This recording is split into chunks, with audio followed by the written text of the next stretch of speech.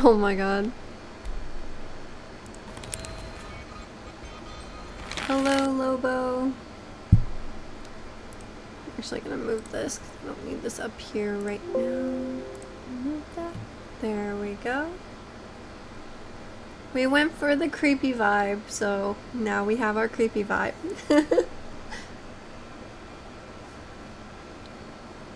I think it suits what we're doing today. Listen, I don't look old. I look very, creepy. I couldn't find, like, I could change it. Like, just go back to being blue, but spoopy. Yes, spoopy time is the best time. Let's see, where's the color? Yeah. Could do that. That works too.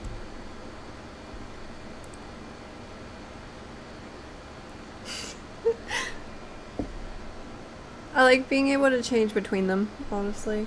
I love Neza's colors. Neza's colors are amazing. Hello to everybody that's already viewing. What did I change just now? I think it was color. No, it was not that. It was... No. Okay. Ah, wait. It was saturation. Okay. There we go. Back to the creepy vibe.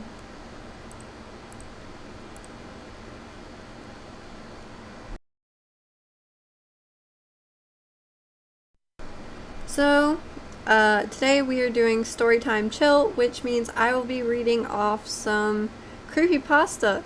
So, this actually came to me, like, not long ago. I was honestly not even planning on doing that. I planned on doing, like, a regular chat and chill. But, yeah, I guess we're gonna do creepypasta reads today.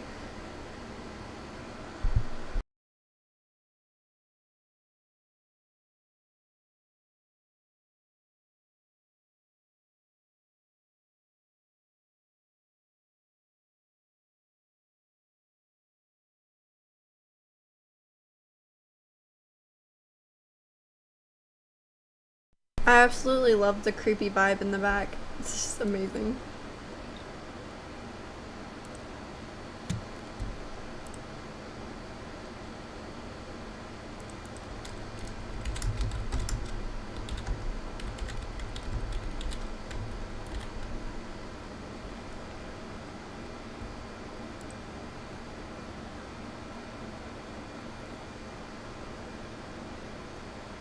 Ace Attorney? What is that? I actually don't know what that is.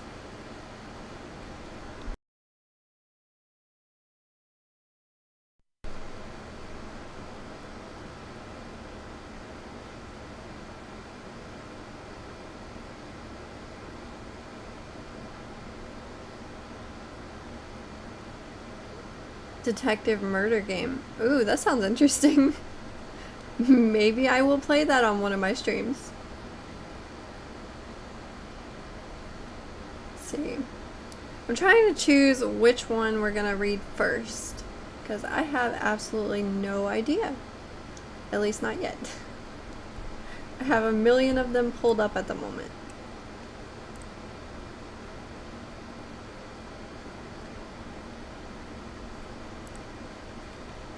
I think I'll probably start off with my favorite. This would be the theory of Rugrats, the Rugrats theory. It's one of my favorite creepypastas. I have no idea why. I just absolutely love it.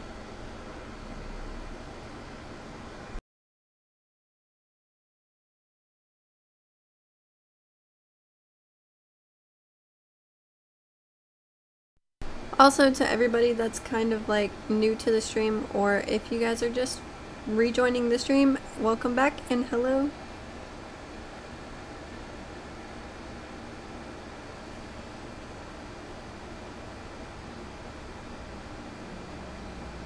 Keep watching over here for more people's names to pop up in the chat. Doesn't seem like anyone's talkative today. Other than Lobo. Lobo is always talkative.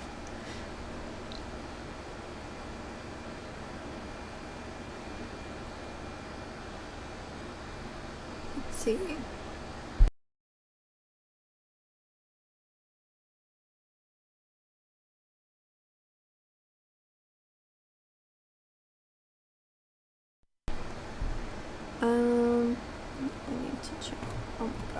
is difficult.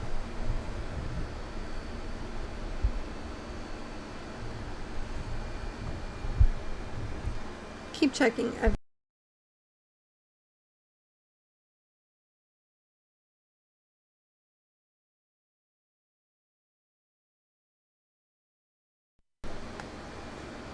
let's see.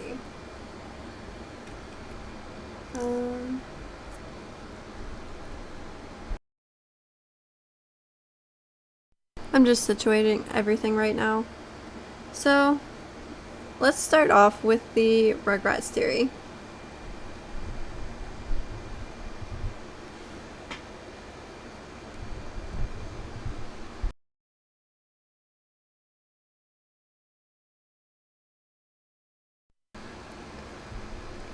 The Rugrats really were a figment of Angelica's demonic and unimaginable imagination.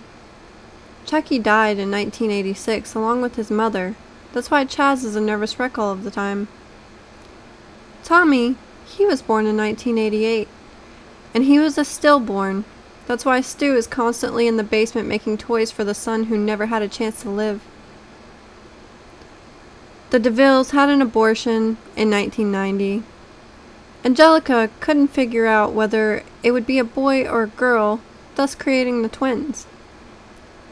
As for the all grown up, the teenage Angelica became addicted to various narcotics, which further aggravated her schizophrenia, bringing her back to her childhood and thus her creations she's obsessed over.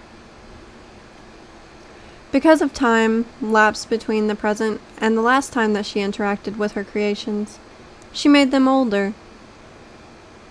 Angelica was constantly taking hits of acid so that she would never have to live without her creations who were her only company. In a judgmental world, Angelica's mom actually died of a heroin overdose in 1982. Hello! We are doing creepy story time. Yes, the best time. Where was I?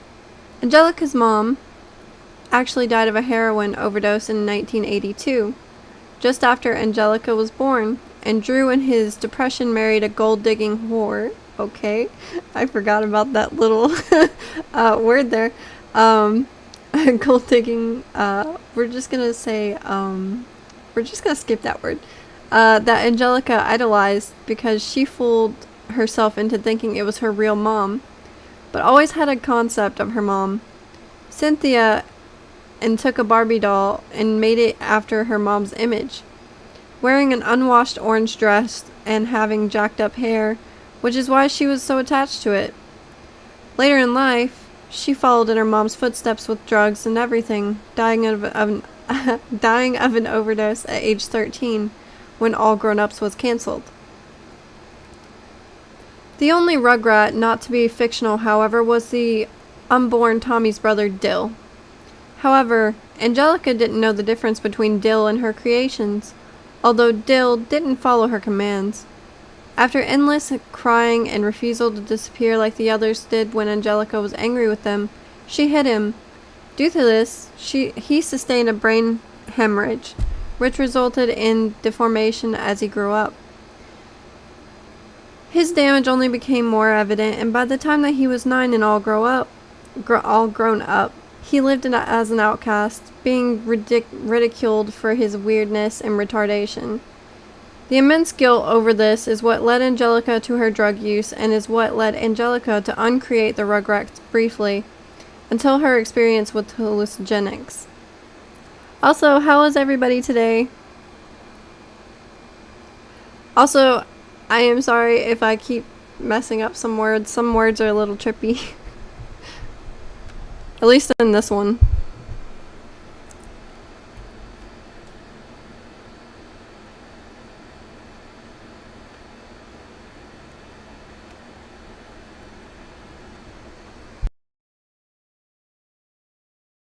I'm glad you guys are good. So we're just gonna continue with this one. I am awesome. This is the first time I've streamed in a couple of, well, probably like a week actually.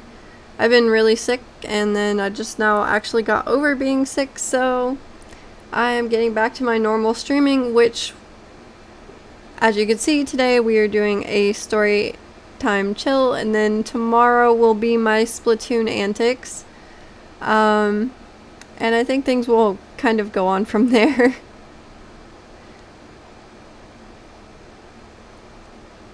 On a trip to Paris to find love, Chaz married a woman named Kira. He was actually going to marry a different woman named Coco, but she just wanted him for his money. Who had a daughter who named Kimmy. That was torn from her because she was a cocaine addict. Angelica imagined her from Kira's stories. He lost his mind after the death of his wife and was in denial that she was ever prostitute. Hold on. She was in denial and she was ever prostitute. Okay, I got confused there. That was a little bit confusing. Whoever wrote this a little bit weird. Upon return to America, Chaz and Kira married and she got her green card. It was actually a really happy and romantic story. Kira continually struggled with addiction, but was relatively happy with her life with Chaz. Susie was actually Angelica's only friend, who entertained the thought of Angelica's creations for her sake. Angelica spent the last days of her life in the back of the school cafeteria, imagining friends around her and playing with the lives of her creations. So, honestly, when I read, like, the Rugrats theory, it always brings me back to, like, how, basically Angelica ruled all over them. Like, all of them. She ruled over Tommy and Chucky and Phil and Lil and just all of them, and she would always boss them around. Every time I think about that, this makes me think so much into that, because it's like it fits in a way that it shouldn't. You know what I mean?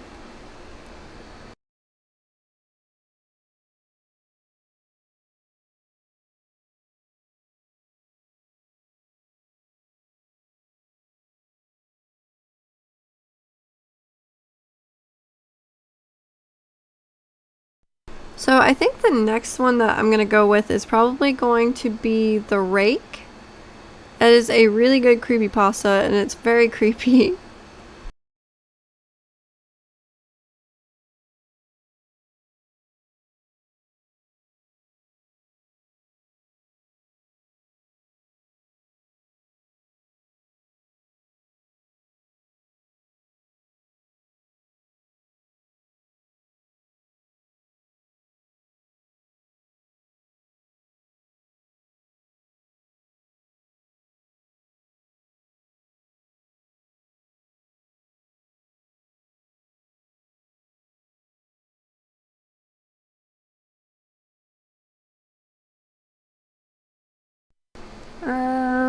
Let's see.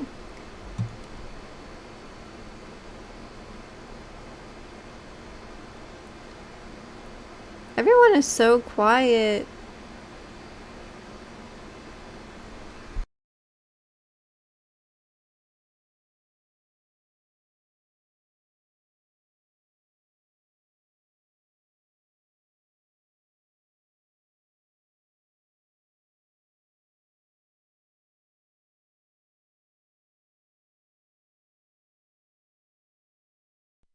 I'm trying to add in some music at the moment, guys, so bear with me a little bit.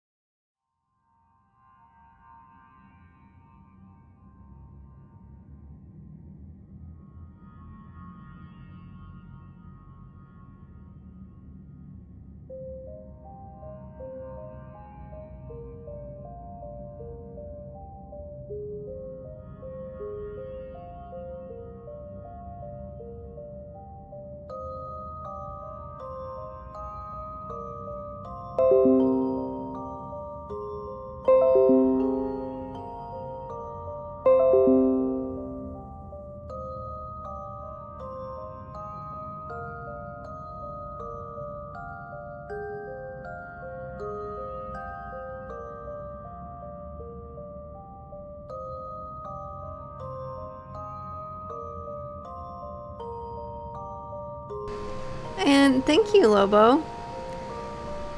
Decided to like try and get some music for you guys so that it makes it a little bit more creepy. I think it's fun.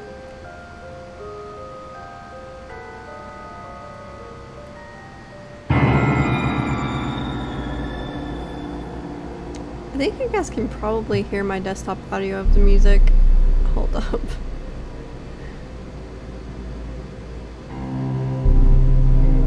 Do you guys like hear the background of it? Like, do you hear it now or?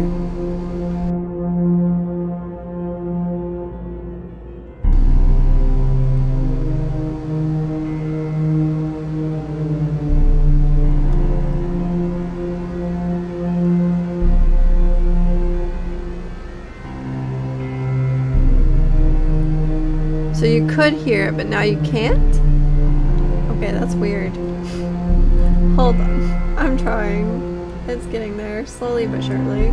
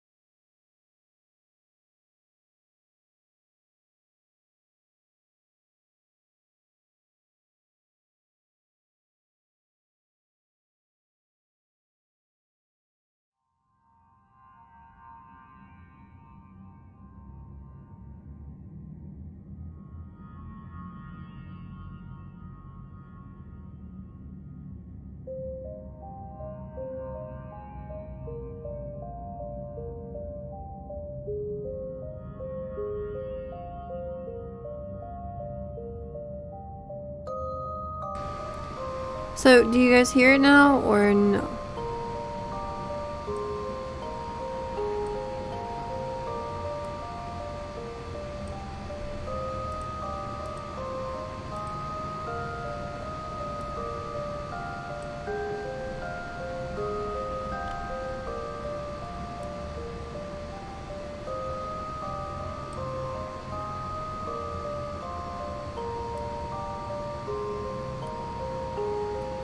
Ah, yay. Okay, yeah, that's exactly what I wanted to like. Okay, wait. What's the difference between the background music and the background noise? I'm so confused.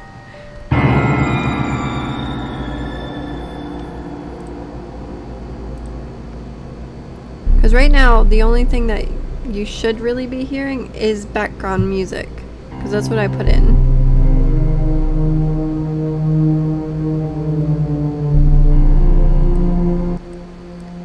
Static thing.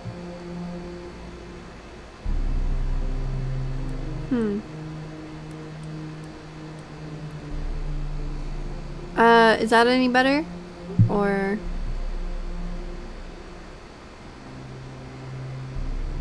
Oh, I'm so confused now.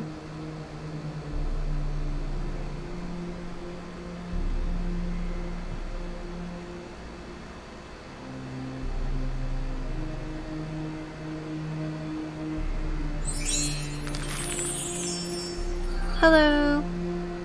Thank you for the new follow.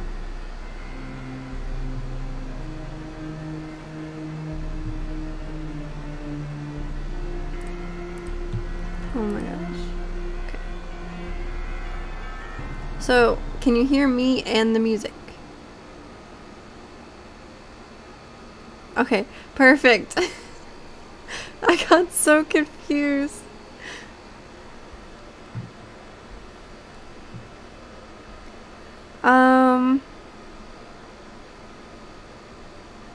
Okay, well, I guess since everything's okay now, we can actually kind of get back to the creepy stories. So, I decided to go with the next one, which is going to be the rake. Little known fact about me to Lobo. Lobo actually already knows this because he suggested this one. I am terrified of the mythical creature, the rake. It is a creepypasta. It actually started off as a creepypasta, but it actually scares me to death. I hate it. I hate it so much. So, I will read you guys the story and you can kind of see what I mean why I say I hate it. But let's just jump right into it. So,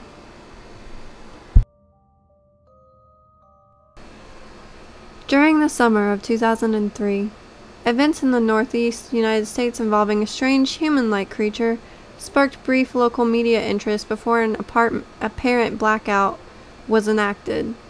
Little or no information was left intact, as most online and written accounts of the creature were mysteriously destroyed.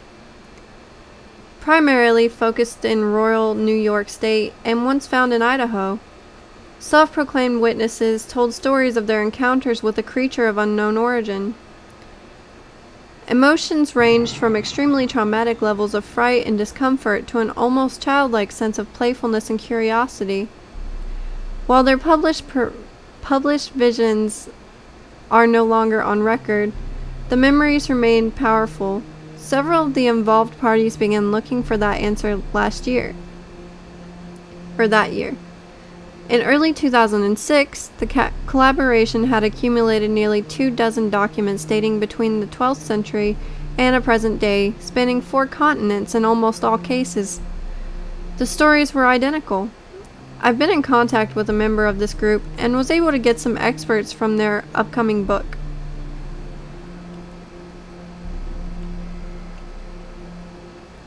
A Suicide Note, 1964. As I prepare to take my life, I feel it necessary to assuage any guilt or pain that I have introduced through this act. It is not the fault of anyone other than him. For once, I awoke and I felt his presence. And once I awoke and saw his form. Once again I awoke and I heard his voice, and looked into his eyes. I cannot sleep without fear of what I might next awake to experience. I cannot ever wake. Goodbye. Found in the same wooden box were 2 empty envelopes addressed to William and Rose, and 1 loose personal letter with no envelope. I can't say that word. Does anybody else have problems with the word envelope? Because I do. I seriously have problems with that. I don't know why. Dearest Lenny, I have prayed for you. He spoke your name. A journal entry translated from Spanish 1880. I have experienced the great terror. I have experienced the greatest terror. I have experienced the greatest terror. I see his eyes when I close mine. They are hollow. They are black. They saw me and pierced me. He wet his hand. I will not sleep. His voice.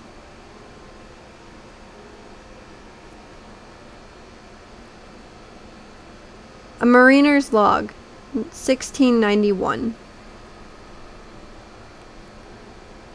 He came to me in my sleep. From the foot of my bed I felt a sensation. He took everything. We must return to England. We shall not return here again at the request of the lake. Of the rake. I'm dying. Help me.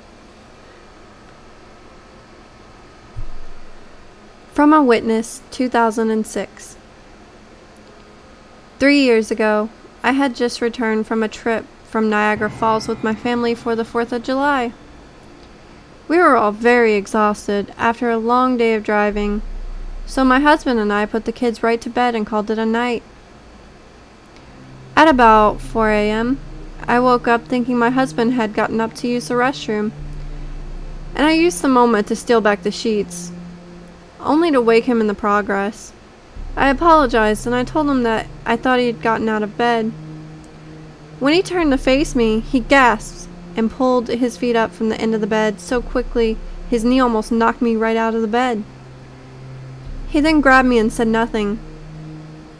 After adjusting to the dark for a half a second, I was able to see what caused the strange reaction. At the foot of the bed, sitting and facing away from us, there was what appeared to be a naked man, or a large hairless dog of some sort. Its body position was disturbing and unnatural, as if it had been hit by a car or something. For some reason, I was not instantly frightened by it, but more concerned as to its condition. At this point, I was somewhat under the assumption that we were supposed to help him. My husband was peering over his arm and knee, tucked into a fetal position, occasionally glancing at me before returning to the creature. In a flurry of motion, the creature scrambled around the side of the bed and crawled quickly in a flailing sort of motion right along the bed until it was less than a foot away from my husband's face. The creature was completely silent for about 30 seconds, or probably closer to 5. It seemed like a while. Just looking at my husband, the creature then placed its hand on his knee and ran into the hallway leading to the kids' rooms. I screamed and I ran for the light switch, planning to stop him before he hurt my children. When I got to the hallway, the light from the bedroom was enough to see it crouching and hunched over about 20 feet away. He turned around and looked directly at me, covered in blood. I flipped on the switch in the wall and saw my daughter Clara. The creature ran down the stairs while my husband and I rushed to help our daughter. She was very badly injured and spoke only once more in her short life. She said, "He is the rake."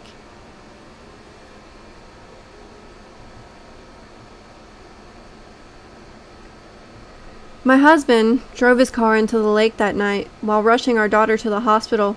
They did not survive. Being in a small town, news got around pretty quickly.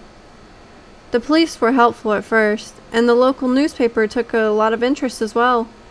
However, the story was never published, and the local television news never followed up either. For several months, my son Justin and I stayed in a hotel near my parents' house. After we decided to return home, I began looking for my answers myself. I eventually located a man in the next town over who had a similar story. We got into contact and began talking about our experiences. He knew of 2 other people in New York who had seen the creature we now referred to as the rake. It took the 4 of us about a solid 2 years of hunting on the internet and writing letters to come up with a small collection of what we believed to be accounts of the rake. None of them gave any details, history, or follow-up. One journal had an entry involving the creature in its first 3 pages and never mentioned it again. A ship's log explained nothing of the encounter, saying only that they were told to leave by the rake. That was the last entry in the log. There were, however, many instances where the creature's visit was one of a series of visits with the same person. Multiple people also mentioned being spoken to, my daughter included. This led us to wonder if the rake had visions of any of us before our last encounter. I set up a digital recorder near my bed and left it running at night.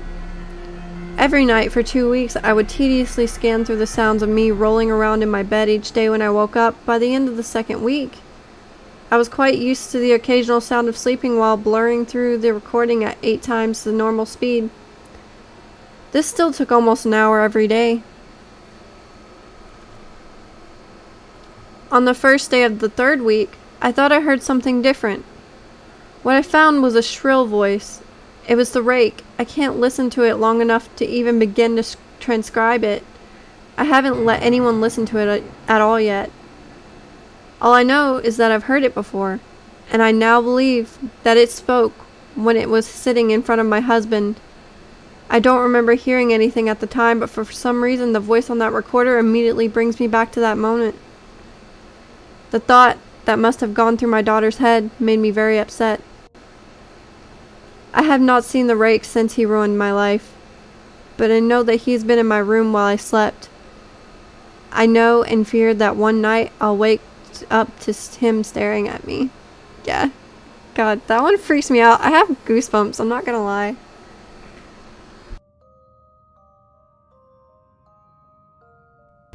I feel like the rake is honestly very terrifying to me.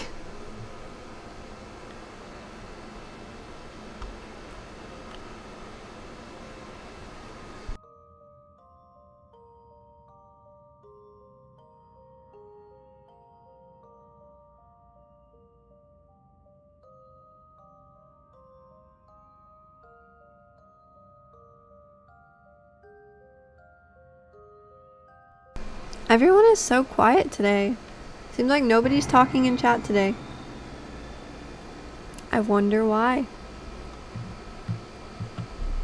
Also, I just want to ask, can you guys hear me alright over the music? Just want to make sure that everyone hears me okay. Awesome, thank you, Lobo.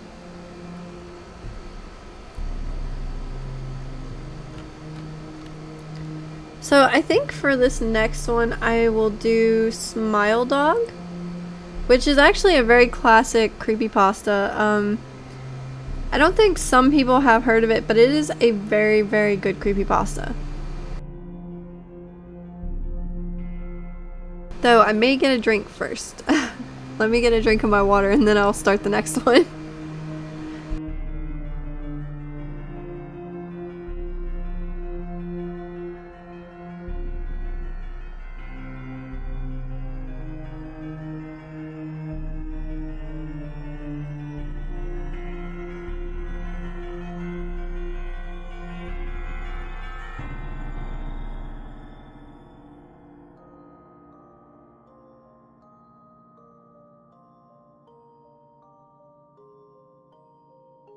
Okay.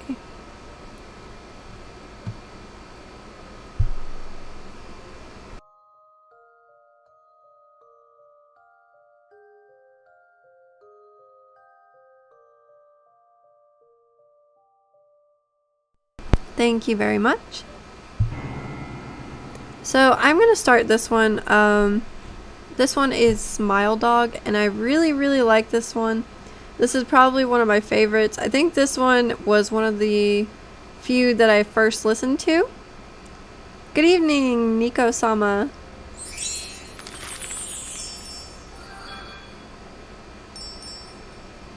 Thank you for the follow. Alright, so let's get started on this one. I first met in person with Mary E. in the summer of 2007. I had arranged with her and her husband of 15 years, Terrence, to see her for an interview. Mary had initially agreed since she was not a newsman but rather an amateur, writing gathering information for early college assignments, and if all went according to plan, some pieces of fiction. We scheduled the interview for a particular weekend when I was in Chicago on unrelated business. But at the last moment, Mary changed her mind and locked herself in the couple's bedroom, refusing to meet with me. For half an hour, I sat with Terrence as we camped outside the bedroom door. I listened, taking notes, while he attempted fruitlessly to calm his wife. Fruitlessly? I haven't even said that in forever. Who says that anymore? Aw, thank you for the support. That is actually very appreciated.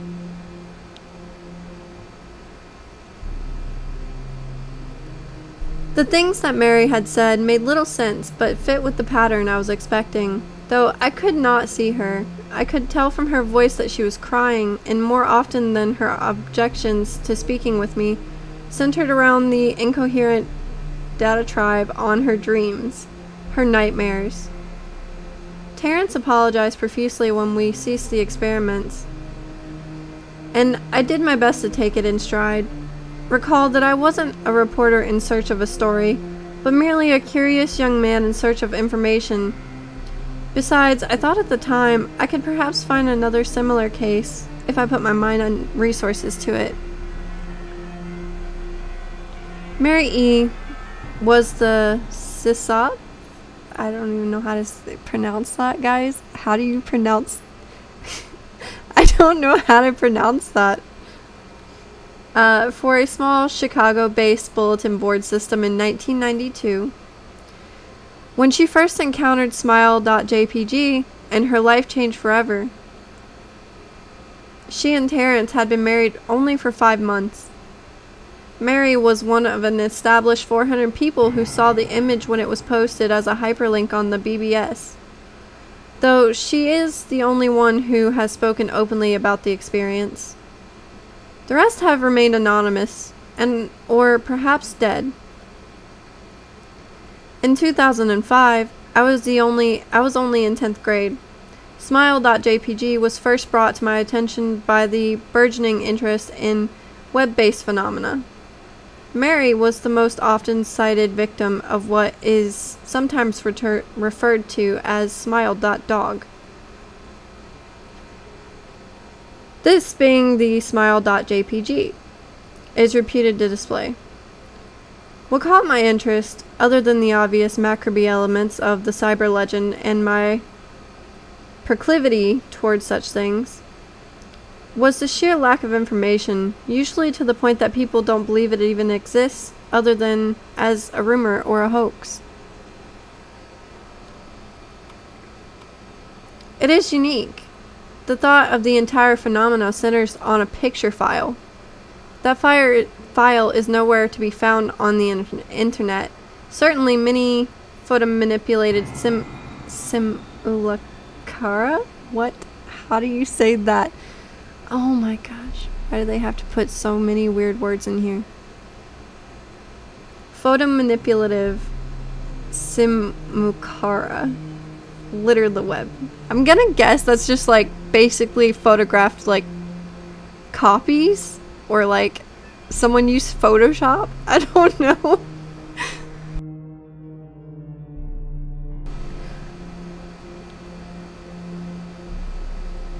Showing up with the most frequency on sites such as images 4chan, particularly the X-focused paranormal subboard.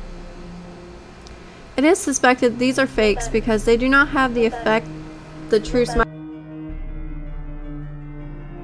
Sorry, my phone is dying and it does not like it.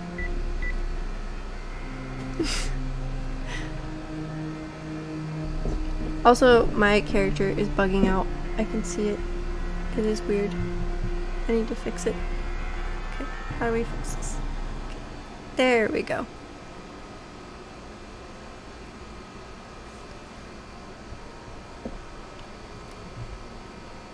Now, I have to remember where I was actually, because I honestly forgot.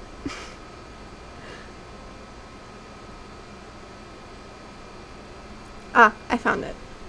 It is suspected these are fakes because they do not have the effect that the true smiledog.jpg is believed to have. Namely, sudden onset temporal lobe epilepsy and acute anxiety. Acute. I said that so weird. I apologize. This purported reaction in the viewer is one of the reasons the phantom-like smile.jpg is regarded with such disdain, since it's patiently observed. Though, depending on whom you ask, the reluctance to acknowledge smile.jpg's existence might just be as much out of fear as it is out of disbelief.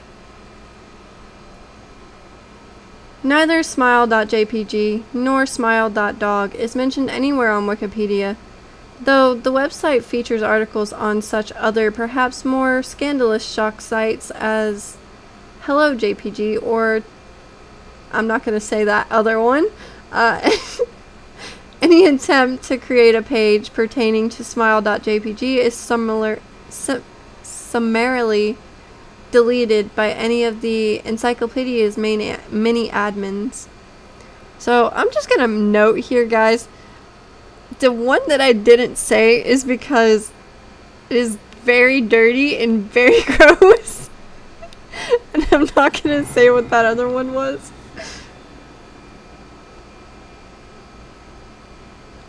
I am low-key dying at what Like, I don't remember that being in there when I last read that. I'm not gonna lie to you.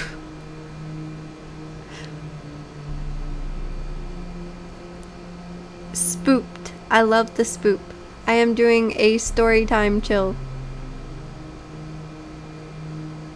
Oh, I love little scared cats though. They're so cute when they're scared. They get all cuddly. You know what I mean?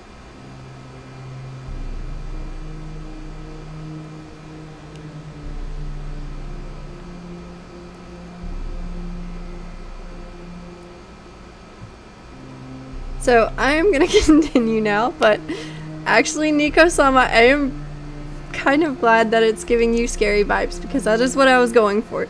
Not gonna lie.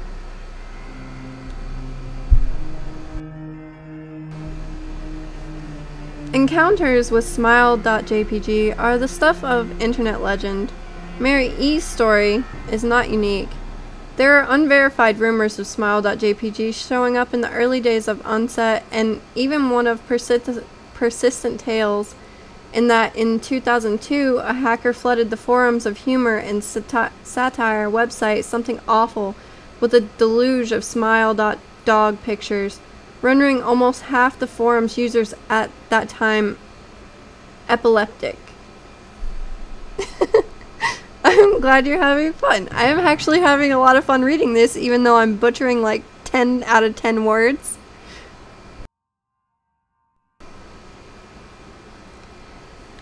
It is also said that in the mid to late 90s, that Smile.jpg circulated an Unset and was an attachment of a chain email with the subject line, "Smile, God loves you."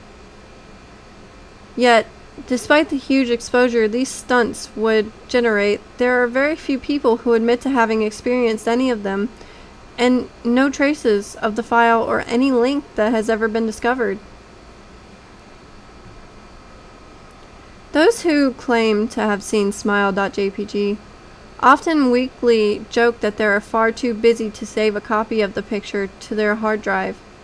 However, all alleged victims offer the same description of the photo: a dog-like creature, usually described as appearing similar to a Siberian Husky. I should know how to say that. I have 2 of them. I'm an idiot. Illuminated by the flash of the camera, sits in a dim room, the only background detail that is visible being a human hand extending from the darkness near the left arm of the frame. The hand is empty, but it's usually described as beckoning. Of course, most attention is given to the dog, or even dog creature, as some victims are more certain than others about what they claim to have seen. The muzzle of the beast is reputedly split in a wide grin, revealing 2 rows of very white teeth, very straight, very sharp, very human-looking teeth. This is, of course, not a description given immediately after viewing the picture, but rather a recollection of the victims who claim to have seen the picture, endlessly repeated in their mind's eye during the time that they are in. Having epileptic fits, these fits are reported to continue intermittently, often while the victim sleeps, resulting in very vivid, disturbing nightmares. These may be treated with medication, though in some senses it is more effective than others. Mary E., I assumed, was not on effective medication. This is why, after my visit to her apartment in 2007, I sent out feelers to several folklore and urban legend-oriented newsgroup websites and mailing lists, hoping to find the name of a supposed victim to Smile.jpg who felt more interested in talking about the experience. For a time, nothing at that length, I completely forgot about my pursuits. Since I had begun my freshman year of college and was quite busy, Mary contacted me via email. However, near the beginning of March in 2008,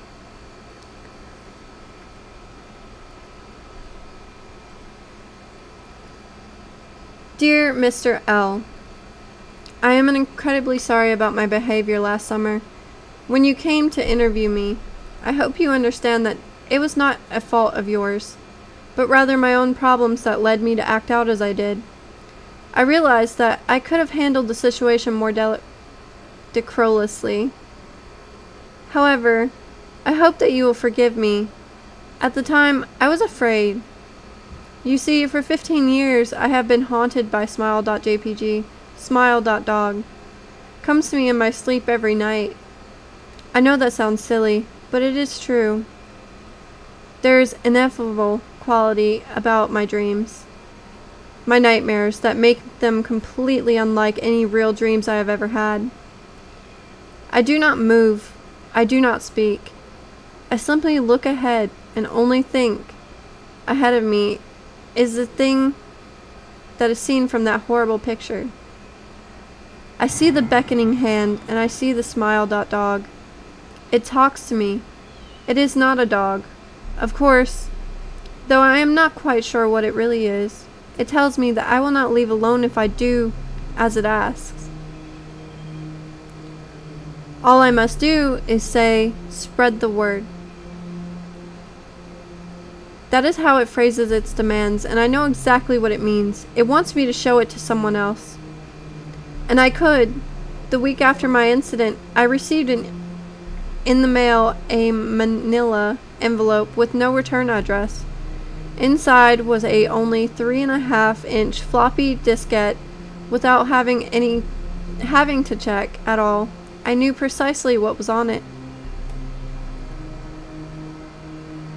I thought for a long time about my options. I know I could show it to a stranger, a co-worker.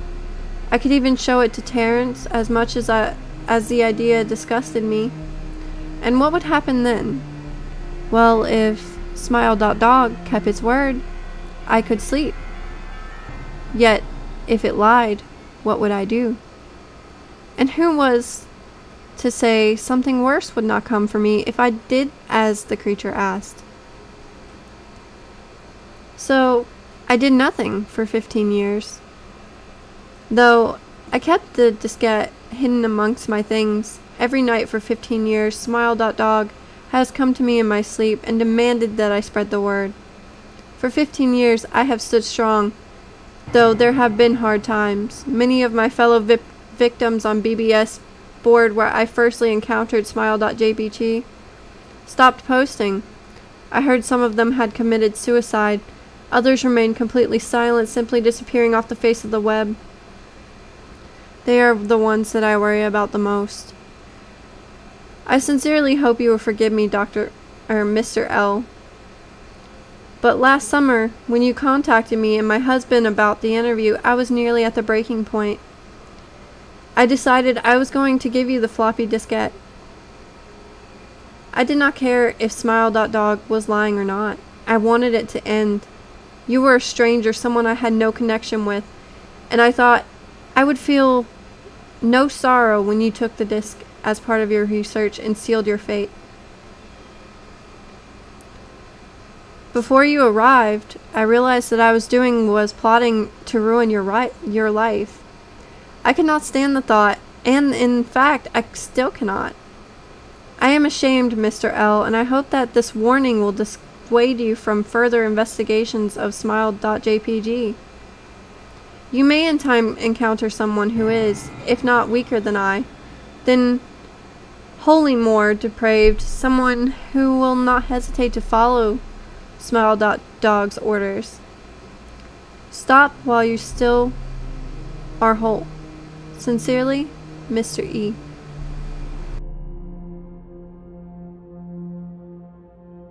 Okay, that was a long part. I just had to get through that, but I do need a drink of water now.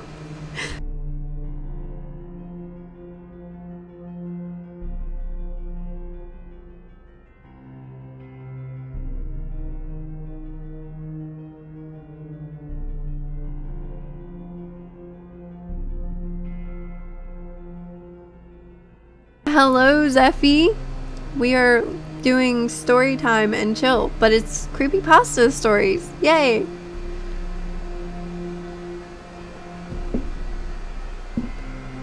I hope that I am not doing this too bad, guys. I know that I mispronounce things a lot and I apologize.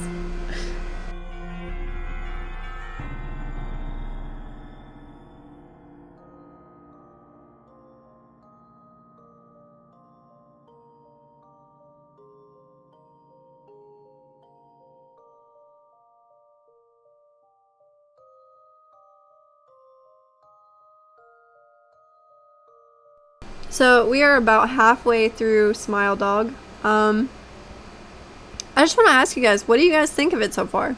What do you guys think of Smile Dog? Is it creepy enough?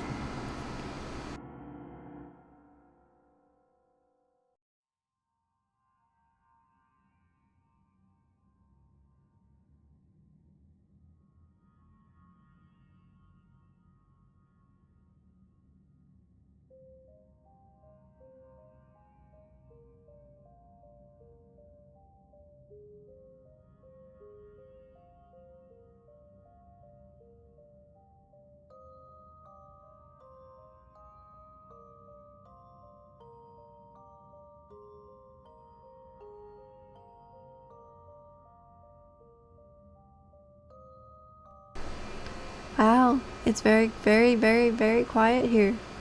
Is no one gonna say anything?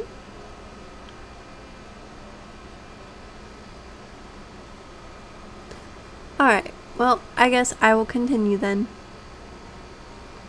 Terrence contacted me later that month with the news that his wife had killed herself. While cleaning up the various things she'd left behind, closing email accounts and the like, he happened upon the above message. He was a man in shambles. He wept as he told me to listen to his wife's advice. He'd found the disc. He revealed and burned it until it was nothing but a stinking pile of blackened plastic. The part that most disturbed him, however, was how the disc had hissed as it melted. Like some sort of animal, he said.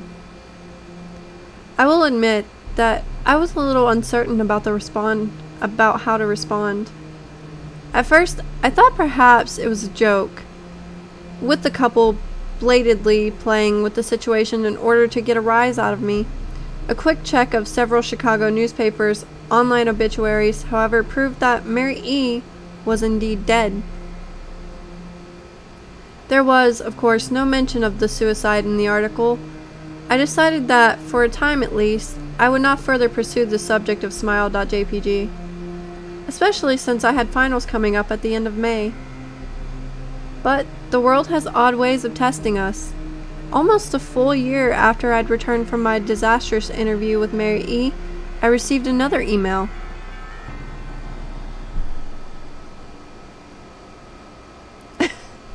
That's okay, Jazz.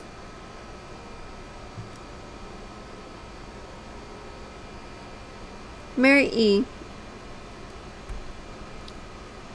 Subject: Smile.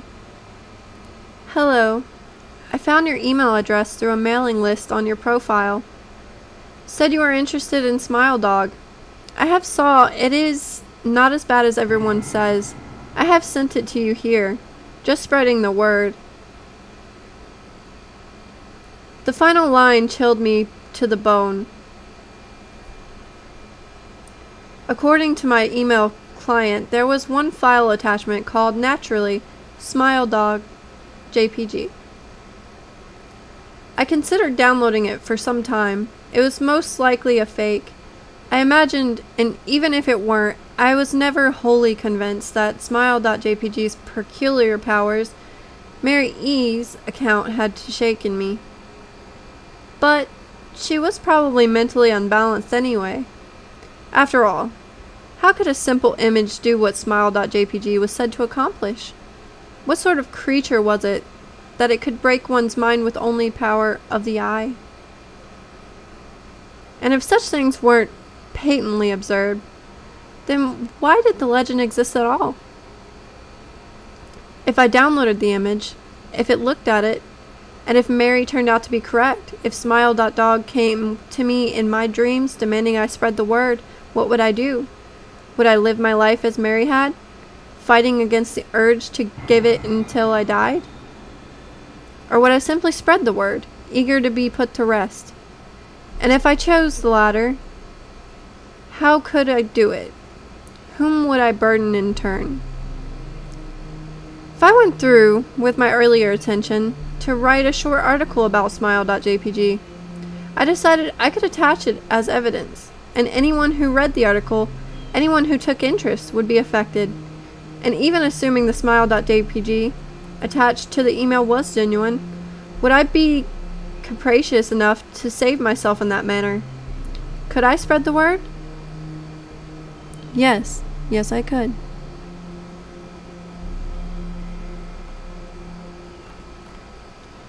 And that is the end of Smile Dog JPG. Yay. That one is a very long creepypasta. Like, honestly, it's pretty long.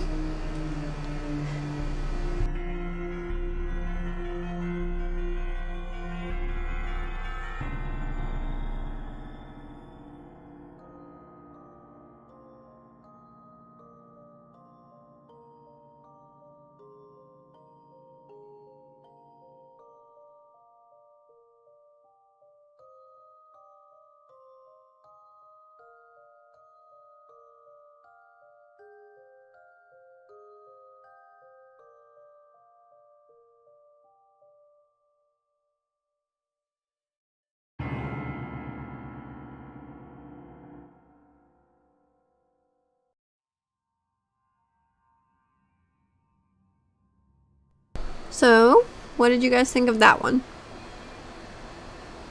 Like, did you guys enjoy that one, or was it not scary enough?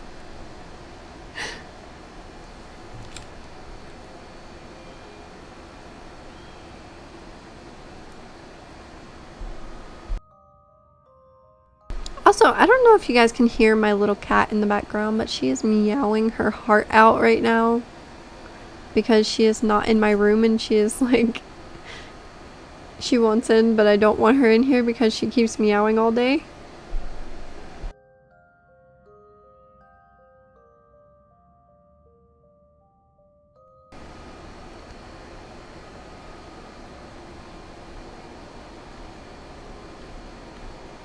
Looks like everyone is dead right now.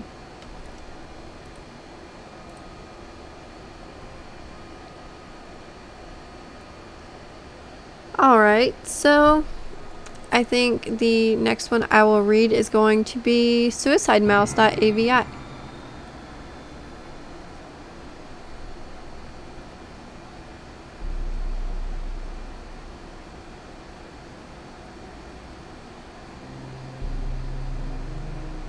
So, do any of you remember those Mickey Mouse cartoons from the 1930s? The ones that were just put out on DVD a few years ago? Well, I hear that there is one that was unreleased to even the most avid classic Disney fans. According to sources, it's nothing special. It's just a contagious loop like the Flintstones of Mickey walking past 6 buildings that goes on for 2 or 3 minutes before fading out. Unlike the cutesy tunes put in though, the song of this cartoon was not a song at all. Just a constant banging on the piano for 1.5 minutes before going to white noise for the remainder of the film.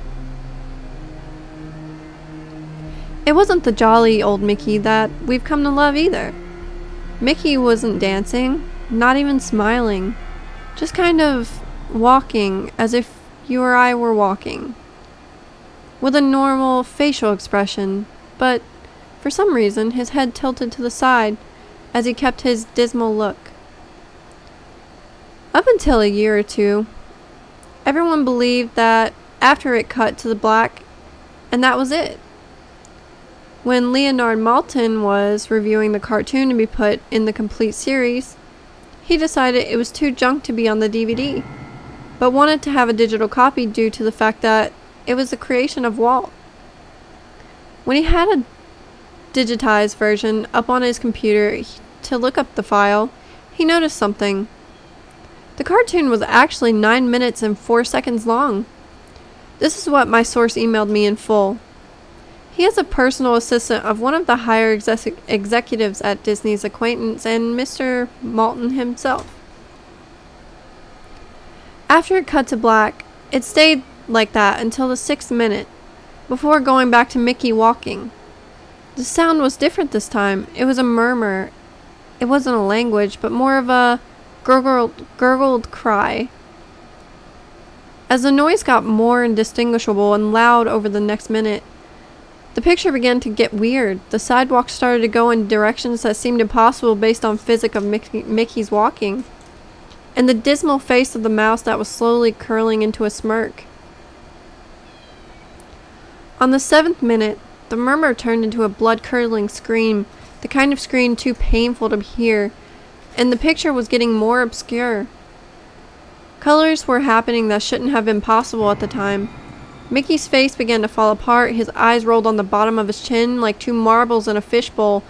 His curled smile was pointing upward on the left side of his face.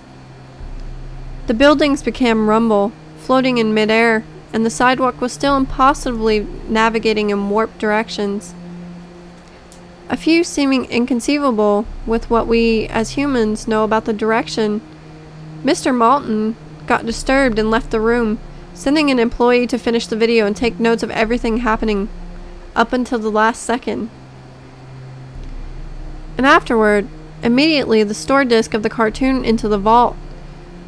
This distorted screaming lasted until 8 minutes and a few seconds in, and then it abruptly cuts to Mickey Mouse's face at the credits of the end of every video, with what sounded like a broken music box playing in the background. This happened for about 30 seconds, and whatever was in that remaining 30 seconds I haven't been able to sliver of information about. From a security guard working under me who was making rounds outside of that room, I was told that after the last frame the employee stumbled out of the room with pale skin saying, "Real suffering is not known," 7 times before repeatedly taking the guard's pistol and offing himself on the spot.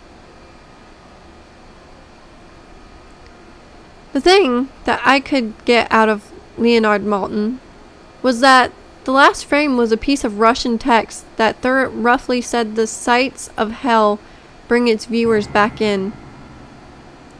As far as I know, no one else has seen it, but there have been dozens of attempts at getting that file on rapid share by employees inside the studios, all of whom have been promptly terminated of their jobs. Whether it got online or not is up for debate, but if rumors serve me right, it's online somewhere under suicidemouse.avi. If you ever find a copy of the film, I want you to never view it, and to contact me by phone immediately, regardless of the time. When a Disney death is covered up, as well as this, it means that this has to be something huge. Get back to me. TR. I've yet to find a copy of this, but if it's out there, I know it. So yeah, that is suicidemouse.avi. I will tell you guys that I absolutely love this one. I don't know what it is about the creepy Mickey Mouse vibe, but I love it. I love it so much. Also, hello everybody.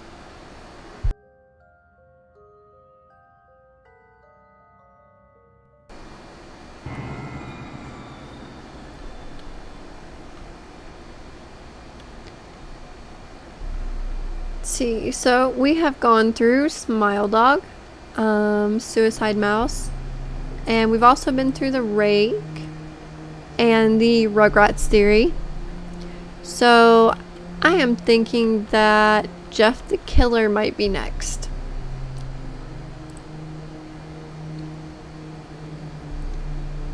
How many of you guys actually know about Jeff the Killer?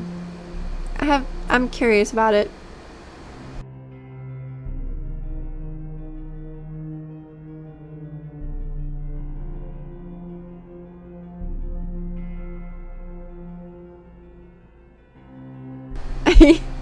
It's actually been a while for me too, which is why I kind of wouldn't mind rereading it. I do specifically remember that Jeff the Killer was really, I don't know, I feel like he was really creepy when I read through it the first time. I always wanted them to make a game about Jeff the Killer. Really wish they would have.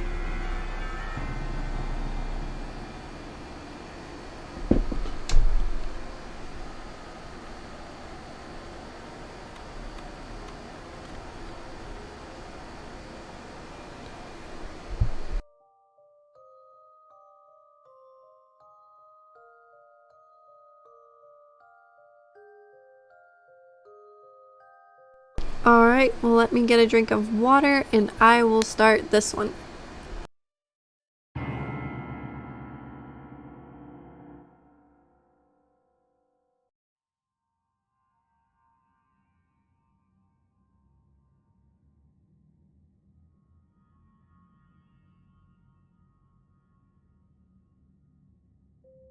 Hello, QB fan. I love QB actually. QB is adorable.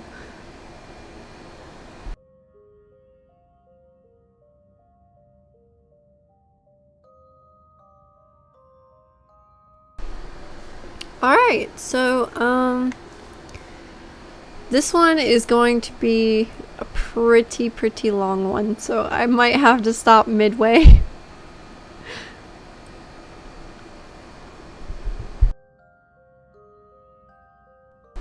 Welcome to the string, QB. Excerpt from local newspaper. Ominous, unknown killer is still at large. After weeks of unexplained murders, the ominous unknown killer is still on the rise. After little evidence has been found, a young boy states that he survived one of the killer's attacks and bravely tells his story. I had a bad dream, and I woke up in the middle of the night, says the boy. I saw that, for some reason, the window was open, even though I remember it being closed before I went to bed. I got up and shut it once more. Afterwards, I simply crawled under my covers and tried to get back to sleep. That's when I had a strange feeling, like someone was watching me. I looked up and I nearly jumped out of bed.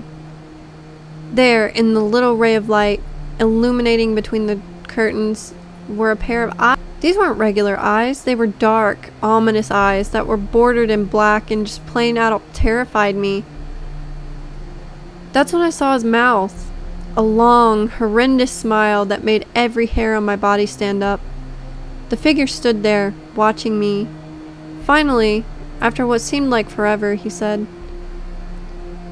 a simple phrase, but said in a way only a madman could speak.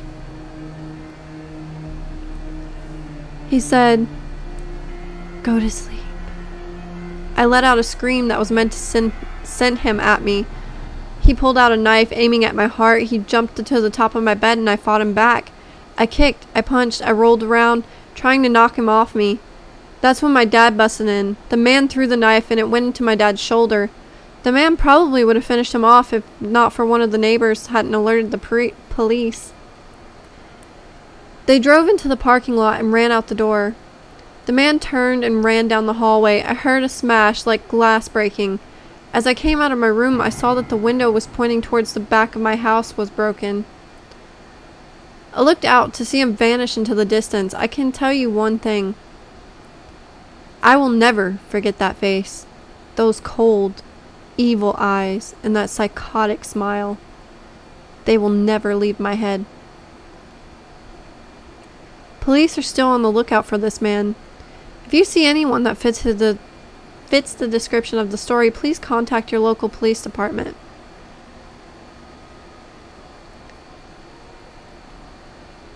Jeff and his family had just moved into a new neighborhood. His dad had gotten a promotion at work and they were thinking that it was best to live in one of those fancy neighborhoods. Jeff and his brother Leo couldn't complain though. A better house, what was not to love? As they were getting unpacked, one of their neighbors came by. "Hello," she said. "I'm Barbara. I live across the street from you." "Well, I just wanted to introduce myself and to introduce my son." She turns around and calls her son over. "Billy, these are our new neighbors." Billy said hi and ran back to play in his yard. "Well," said Jeff's mom, "I'm Margaret, and this is my husband Peter, and my two sons, Jeff and Leo." They each introduced themselves, and then Barbara invited them to her son's birthday. Jeff and his brother were about to object when their mother said that they would love to. When Jeff and his family are done packing, Jeff went up to his mom. "Mom, why would you invite us to some kid's party? You haven't noticed I'm not some dumb kid." Jeff said, "Jeff," said his mother, "we just moved here. We should show that we want to spend time with our neighbors. Now, we're going to that party, and that's final." Jeff started to talk, but stopped himself, knowing that he couldn't do anything whether his mom said something. It was final. He walked up to his room and plopped down on his bed. He sat there looking at the ceiling when suddenly he got a weird feeling. Not so much a pain, but a weird feeling. He dismissed it as just some random feeling. He heard his mother call to him downstairs to get his stuff, and he walked down to get it. The next day, Jeff walked down the stairs to get breakfast and got ready for school. As he sat there eating his breakfast, he once again got that feeling. This time, it was stronger. It gave him a slight tugging pain, but he once again dismissed it. As him and Liu finished breakfast, they walked down to the bus stop. They were there waiting for the bus, and then all of a sudden some kid on a skateboard jumped over them, only inches above their laps. They both jumped back in surprise. What the hell?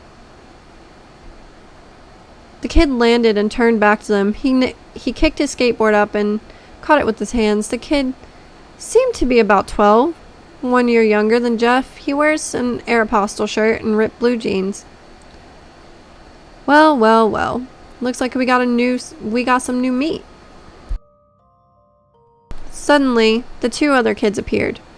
One was super skinny, and the other one was huge. "Well, since you're new here, I'd like to introduce ourselves. Over there is Keith." Jeff and Liu looked over to the skinny kid. He had a dopey face that you would expect a sidekick to have. "And he's Troy." They looked over at the fat kid talk about a tub of lard. That's so mean. Why is that so mean? That is so mean. I don't like that. Anyway, this kid looked like he hadn't exercised since he was crawling. "And I," said the first kid, "am Randy. Now, for all the kids in this neighborhood, there's a small price for bus fare, if you catch my drift." Liu stood up, ready to punch the lights out of the kid's eyes when one of his friends pulled a knife on him. "Tsk, tsk, tsk. I had hoped you wouldn't be more cooperative, but it seems we must do this the hard way." The kid walked up to Liu and took his wallet out of his pocket. Jeff got the feeling again. Now, it was truly strong, a burning sensation. He stood up, but Liu gestured him to sit down. Jeff ignored him and walked up to the kid. "Listen here, you little punk. Give back my brother's wallet, or else." Randy put the wallet in his pocket and pulled out his own knife. "Oh? And what will you do?" Just as he finished the sentence, Jeff popped him in the nose. As Randy reached for his face, Jeff grabbed the kid's wrist and broke it. Randy screamed, and Jeff grabbed the knife from his hand. Troy and Keith rushed Jeff, but Jeff was too quick. He threw Randy to the ground. Keith lashed out at him, but Jeff ducked and stabbed him in the arm. Keith dropped his knife and fell to the ground screaming. Troy rushed him too, but Jeff didn't even need the knife. He just punched Troy straight in the stomach, and Troy went down. As he fell, he puked all over. Liu could do nothing but look in amazement at Jeff. "Jeff, how'd you..." was all he said. They saw the bus coming and knew they'd be blamed for the whole thing, so they started running as fast as they could. As they ran, they looked back and saw the bus driver rushing over to Randy and the others. As Jeff and Liu made it to school, they didn't dare tell what happened. All they did was sit and listen. Liu just thought that his brother beating up a few kids, but Jeff knew it was more. It was something scary. As he got that feeling, he felt how powerful it was, the urge to just hurt someone. He didn't like how it sounded, but he couldn't help feeling happy. He felt that strange feeling go away and stay away for the entire day of school, even as he walked home due to the whole thing near the bus stop, and how now he was probably taking the bus anymore. He felt happy. When he got home, his parents asked him how his day was, and he said in somewhat ominous voice, "It was a wonderful day." Next morning, he heard a knock at the front door. He walked down to find 2 police officers at the door. his mother looking back at him with an angry look. Jeff, these officers tell me that you attacked 3 kids, that it wasn't regular fighting, and that they were stabbed. Stabbed? Jeff's gaze fell to the floor, showing his mother that it was true. Mom, they were the ones who pulled the knives on me and Lou. Son, said one of those cops, we found 3 kids, 2 stabbed, and 1 having a bruise on his stomach, and we have witnesses proving that you fled the scene. Now, what does this tell you? What does this tell us? Jeff knew it was no use. He could say him and Liu had been attacked, but then there was no proof of it. It was not them who attacked first. They couldn't say that they were fleeing, because, truth be told, they were fleeing. So Jeff couldn't defend himself or Liu. Son, call your brother.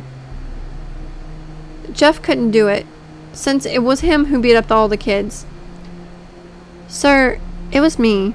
I was the one who beat up the kids. Liu tried to hold me back, but he couldn't stop me. The cop looked at his partner, and they both nod. Well, kid, looks like a year in juvie. Wait, says Liu. They all looked up to see him holding a knife. The officers pulled their guns and locked them on Liu. Sorry, I got the hiccups. It was me. I beat up those little punks.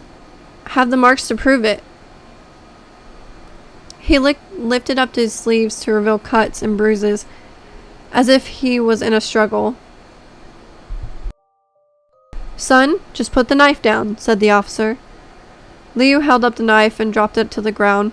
He put his hands up and walked over to the cops. No, Leo, it was me. I did it. Jeff had tears running down his face. Huh, poor bro, trying to take the blame for what I did. Well, take me away. The police led Leo out of the patrol car. Leo, tell them it was me. Tell them. I was the one who beat up those kids. Jeff's mother put her hands on his shoulders. Jeff, please, you don't have to lie. We know it was Leo. You can stop. Jeff watched helplessly as the cop car speeds off with Leo inside. A few minutes later, Jeff's dad pulled into the driveway, seeing Jeff's face and knowing something was wrong. Son, what is it? Jeff couldn't answer. His vocal cords were strained from crying. Instead, Jeff's mother walked his father inside to the back and said that she had bad news for him. As Jeff wept in the driveway, after an hour or so, Jeff walked back to the house and seeing that his parents both were shocked, sad, and disappointed. He couldn't look at them. He couldn't see that they thought Liu, and it was his fault. He just went to sleep, trying to get the whole thing off of his mind. 2 days went by with no word from Liu. No friends to hang out with, nothing but sadness and guilt. That is until Saturday, when Jeff is woke by his mother with a happy, sunshiny face smile. Jeff, it's the day, she said as she opened up the curtains and let the light flood into the room. What's today? Asked Jeff as he stirs awake. Why, it's Billy's party. He was now fully awake. Mom, you're joking, right? You don't expect me to go to some kid's party after... There was a long pause. Jeff, we both know what happened. I think this party could be the thing that brightens up the past days. Now get dressed. Jeff's mother walked out of the room and downstairs to get herself ready. He fought himself to get up. He picked up a random shirt and a pair of jeans, and he walked downstairs. He saw his mother all dressed up, and his mother in a dress, and his father in a suit. He thought, why would they wear such fancy clothes to a kid's party? Son, is that all you're going to wear? Said Jeff's mom. Better than wearing too much, he said. His mother pushed down the feeling to yell at him and hid it with a smile. Now, Jeff, we may be overdressed, but this is how you go if you want to make an impression, said his father. Jeff grunted and went back to his room. I don't have fancy clothes, he yelled downstairs. I just picked something out. Just pick something out, called his mother. He looked around in his closet for what he would call fancy. He found a pair of black dress pants he had for a special occasion and an undershirt. He couldn't find a shirt to go with it, though. He looked around and only found striped and plaid patterns, none of which with dress pants. Finally, he found a white hoodie and put it on. "You're wearing that?" they both said. His mother looked at her watch. No time to change. Let's just go," she said as she herded Jeff and his father out the door. They crossed the street to Barbara and Billy's house. They knocked on the door, and at it appeared that Barbara, just like his parents, way overdressed. As they walked inside, all Jeff could see were adults, no kids. "The kids are out in the yard, Jeff. How about you go and meet some of them?" said Barbara. Jeff walked outside to a yard full of kids. They were running around in weird cowboy costumes and shooting each other with plastic guns. He might as well be standing in a Toys R Us. Suddenly a kid came up to him with a handheld gun and toy gun and hat. "Hey, wanna play?" he said. "Ah, no, kid. I'm way too old for this stuff." The kid looked at him with that weird puppy dog face. "Please?" said the kid. "Fine," said Jeff. He put the hat on and started to pretend shoot at the kids. At first, he thought it was totally ridiculous, but then he started to actually have fun. It might not have been super cool, but it was the first time that he had done something that took his mind off of Lou. So, he played with the kids for a while until he heard a noise, a weird rolling noise, then it hit him. Randy, Troy, and Keith all jumped over the fence on their skateboards. Jeff dropped the fake gun and ripped off the hat. Randy looked at Jeff with a burning hatred. "Hello, Jeff, is it?" he said. "We have some unfinished business." Jeff saw his bruised nose. "I think we're even. I beat the crap out of you, and you got my brother sent to Judy. Or JDC.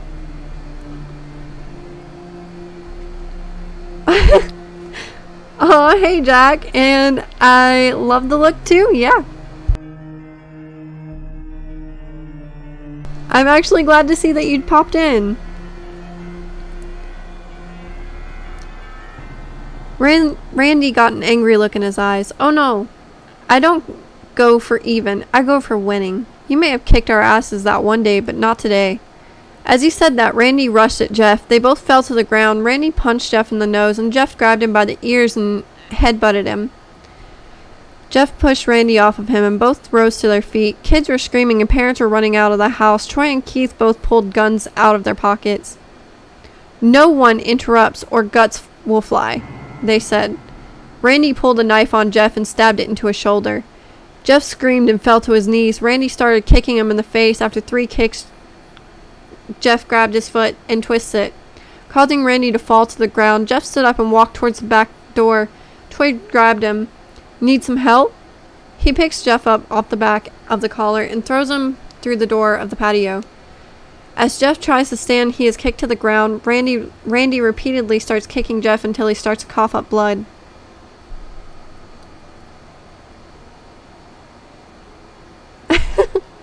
"Oh, thanks, Jack. It was me and Lobo's idea, kind of mine mostly, but Lobo helped me out with it, so I appreciate that."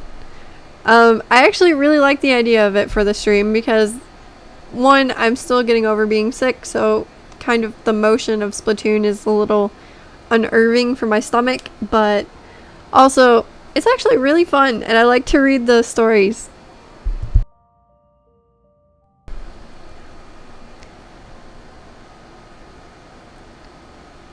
"Come on, Jeff, fight me." He picks Jeff up and throws him to the kitchen. Randy sees a bottle of vodka on the counter and smashes the glass over Jeff's head. "Fight!" He throws Jeff back into the living room. "Come on, Jeff, look at me." Jeff glances up, his face riddled with blood. I was the one who got your brother sent to JDC. And now you're just gonna sit here and let him rot in there for a whole year? You should be ashamed." Jeff starts to get up. "Oh, finally, you stand and fight." Jeff is now to his feet and blood and vodka on his face. Once again, he gets that strange feeling, the one in which he hasn't felt for a while. "Finally, he's up," says Randy as he runs at Jeff. That's when it happens. Something inside Jeff snaps. His psyche is destroyed. All rational thinking is gone. All he can do is kill. He grabs Randy and pile drives him into the ground. He gets on top of him and punches him straight in the heart. The punch causes Randy's heart to stop. As Randy gasps for breath, Jeff hammers down on him, punch after punch. Blood gushes from Randy's body until he takes on one final breath and dies.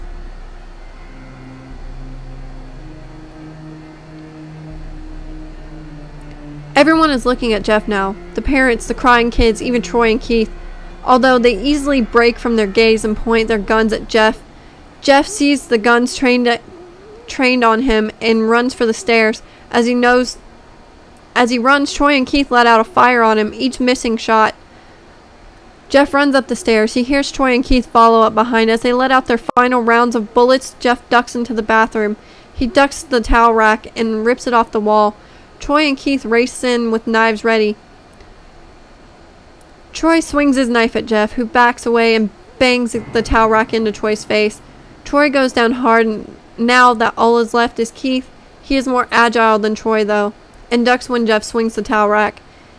He dropped the knife and grabbed Jeff by the neck. He pushed him into the wall. A thing of bleach fell down on top of him from the top shelf. It burnt both of them, and they both started to scream. Jeff wiped his eyes as best as he could, and he pulled back the towel rack and swung it straight into Keith's head.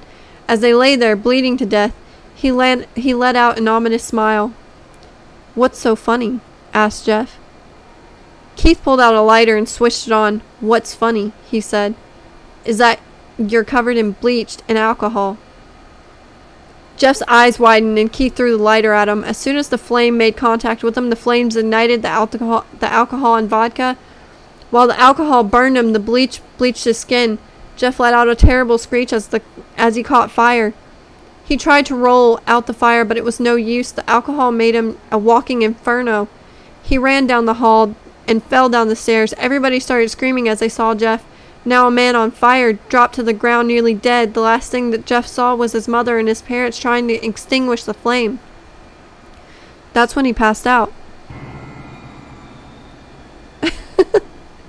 Hello, Jacob, and yes, we are doing Jeff the Killer. Also, yeah, it's a very violent one, I will say that. It is very violent. Jeff is definitely the OG.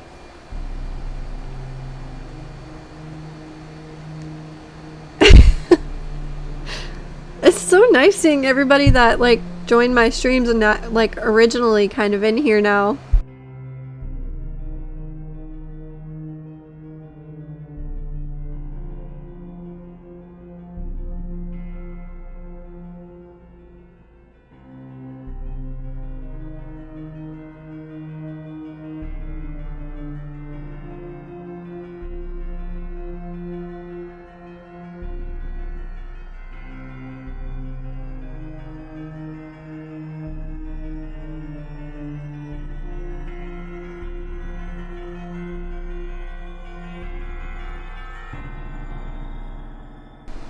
Alright, guys.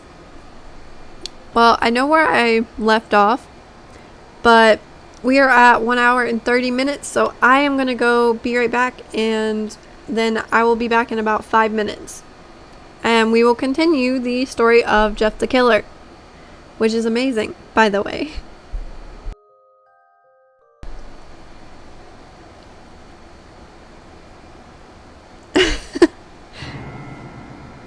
I really like it, honestly. Like, I really love reading the story and then having you guys kind of, like, listening in, because you guys can kind of imagine what's going down as I'm saying it. I think it's pretty cool.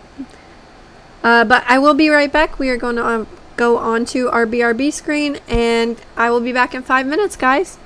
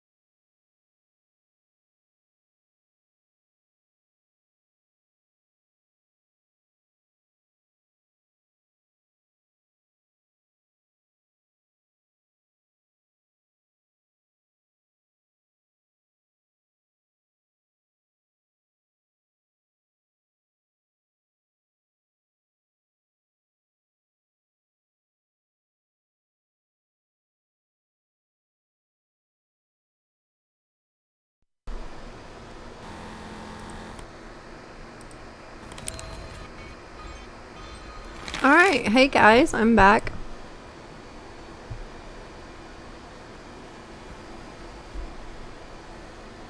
Oh, Jack, you are so sweet.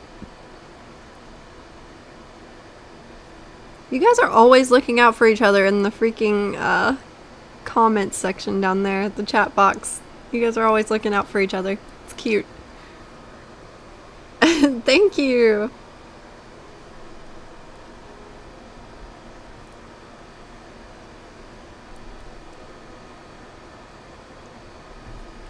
Alright, so when we left off, Jack had just been on fire and passed out. Okay.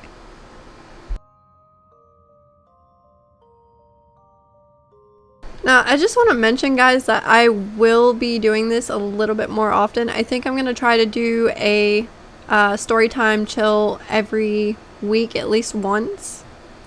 And then I'd do a regular chat and chill with maybe like a random picture game or like a drawing game. We could play Hangman or something, you know, while we do our chat and chill for the end of the week. So basically I have decided that I'm going to have a chat and chill at the start of the week and at the end of the week.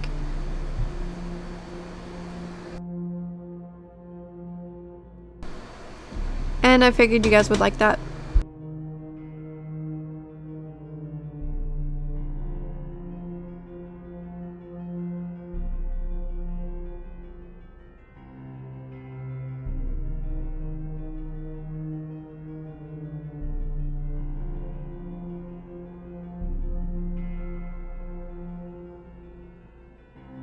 Sorry about that, guys. My cat is being terrible. She is a nightmare, by the way. And I think it would be awesome too. I think it would be very fun. I want to do like a story time chill at the beginning of the week and play my regular games. I think this week it'll definitely be Splatoon 2 for tomorrow and up until Friday. Friday will be the end of the week chat and chill.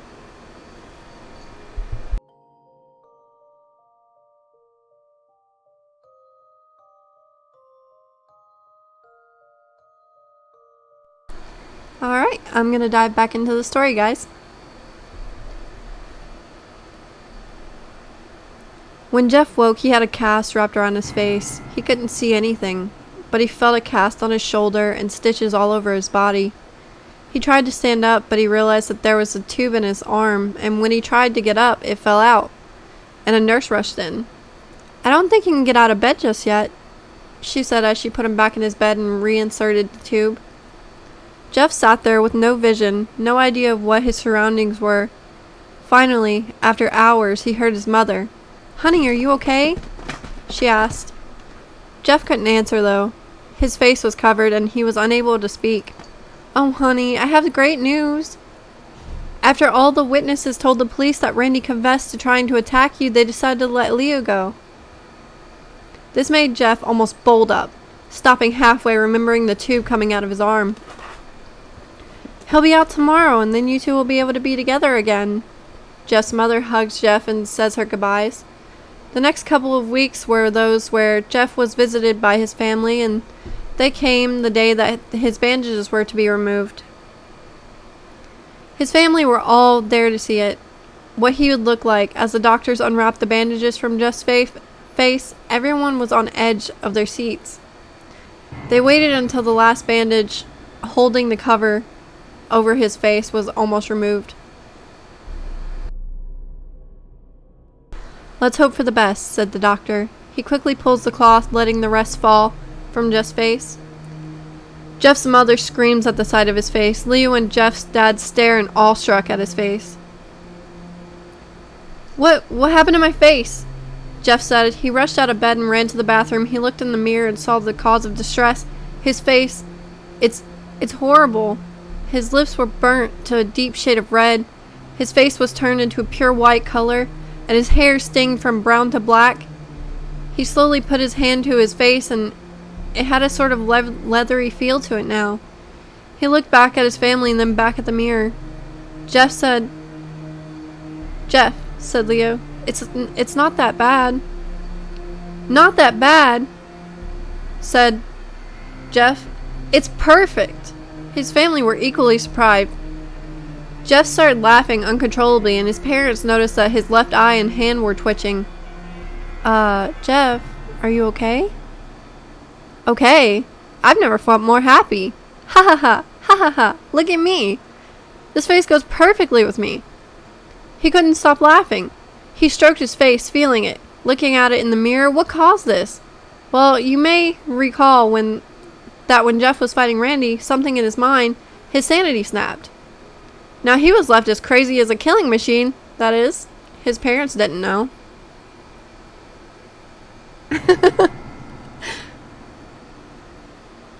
Yeah, he's definitely insane now.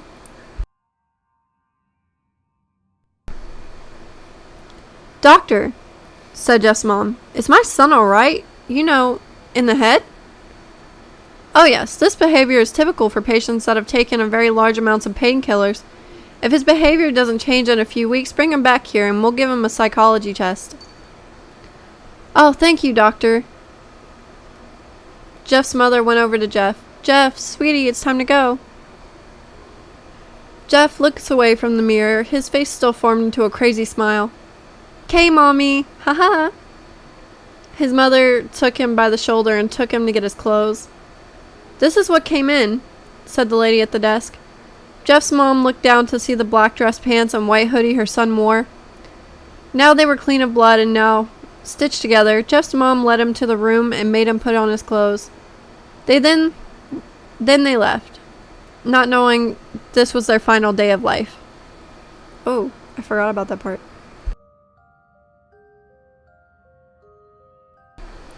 I said test, but my throat's like really weird right now where I'm just getting over being sick and my nose is like really stuffy, so let me scroll down. Later that night, Jeff's mother woke to the sound coming from the bathroom. It sounded as if someone was crying. She slowly walked over to see what it was, and when she looked into the bathroom, she saw a horrendous sight. Jeff had taken a knife and carved a smile into his cheeks. "Jeff, what are you doing?" asked his mother.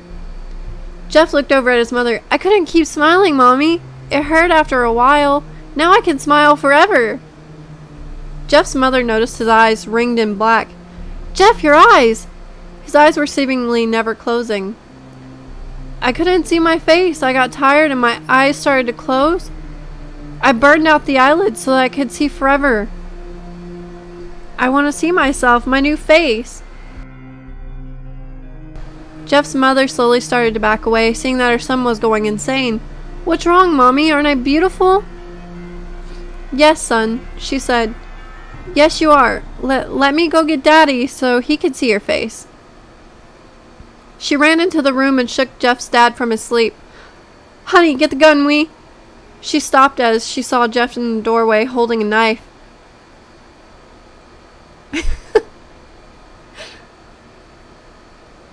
"Mommy, you lied!" That's the last thing that they hear as Jeff rushes them with a knife, gutting them both. His brother Liu woke up, startled by the same noise. He didn't hear anything else, so he just shut his eyes and tried to go back to sleep. As he was on the border of slumber, he got the strangest feeling that someone was watching him. He looked up before Jeff's hand covered his mouth. He slowly raised the knife and ready to plunge it into Liu. Liu thrashed here and there, trying to escape Jeff's grip. "Shh," Jeff said. "Just go to sleep."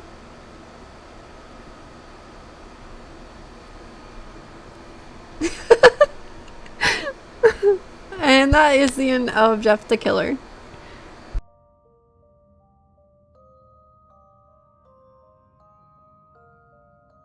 I also agree it is pretty bad.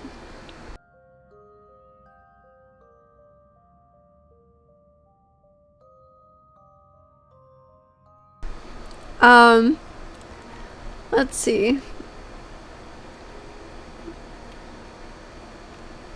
See, that's exactly what I said. I wish that they would make a game with Jeff the Killer. It would be so fun. Like, you go through playing as him and what he goes through, and then, like, you have to, like, basically kill, like, everybody, but everybody is, like, your family, and, like, I think it would be cool. I think they could come up with really cool game with Jeff the Killer. I really think that they could. I mean, look at what they did with Slender Man. That game is awesome.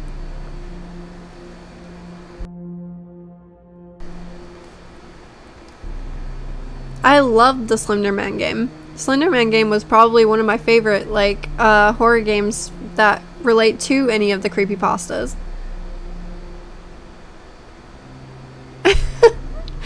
Thank you, Jack. I am trying, I promise. It's a little bit difficult to use, like, a deeper voice, though, for me, because, like, technically, when he says, shh, just go to sleep, it's supposed to be, like, in a really deep voice, and I can't do it. I can't do it.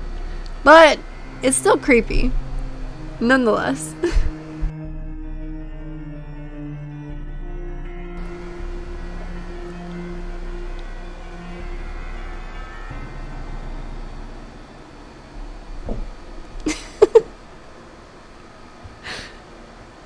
Yeah, Dead by Daylight is pretty creepy, but fun also at the same time.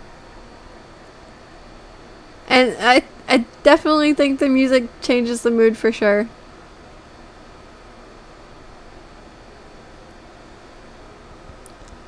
Actually, yeah, there was like a bunch of kids that would go into quote unquote Slenderman Forest and do like a bunch of dares, and I think a lot of them ended up getting hurt.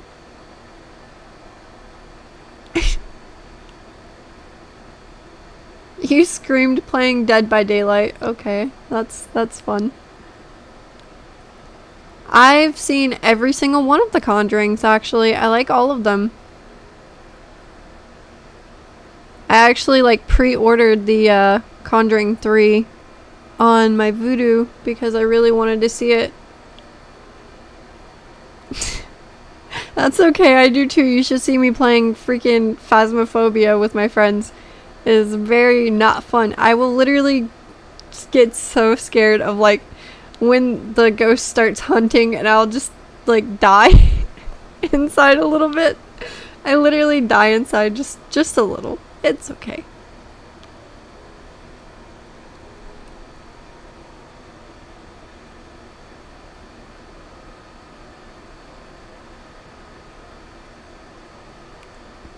No, I play in VR. I play in VR. I do not like the VR version. It is so terrifying.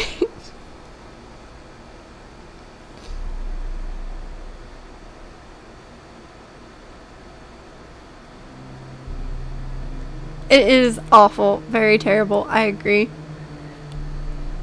Now, I'm trying to find the next creepypasta we will read.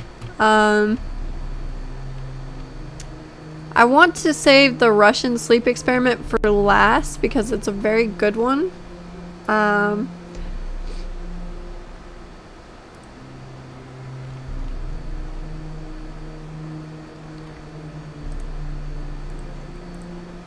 thinking maybe Squidward's Suicide. We'll do Squidward's Suicide. That one's pretty creepy.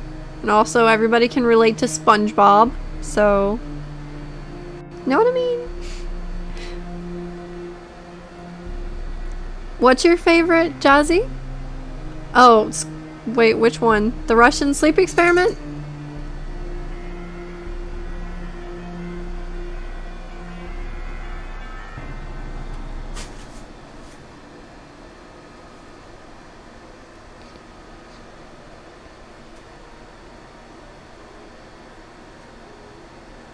I feel like the Russian sleep experiment is like super creepy.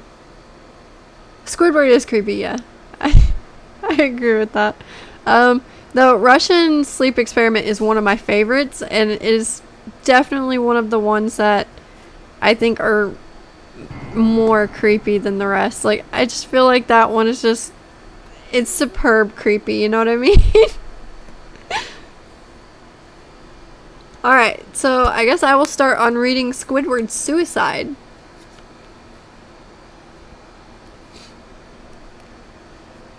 I just want to start off by saying that if you want an answer at the end, prepare to be disappointed. There just isn't one. I was an intern at Nickelodeon Studios for a year in 2005. My degree in animation, it wasn't paid, of course. Most internships aren't, but it did have some perks beyond education.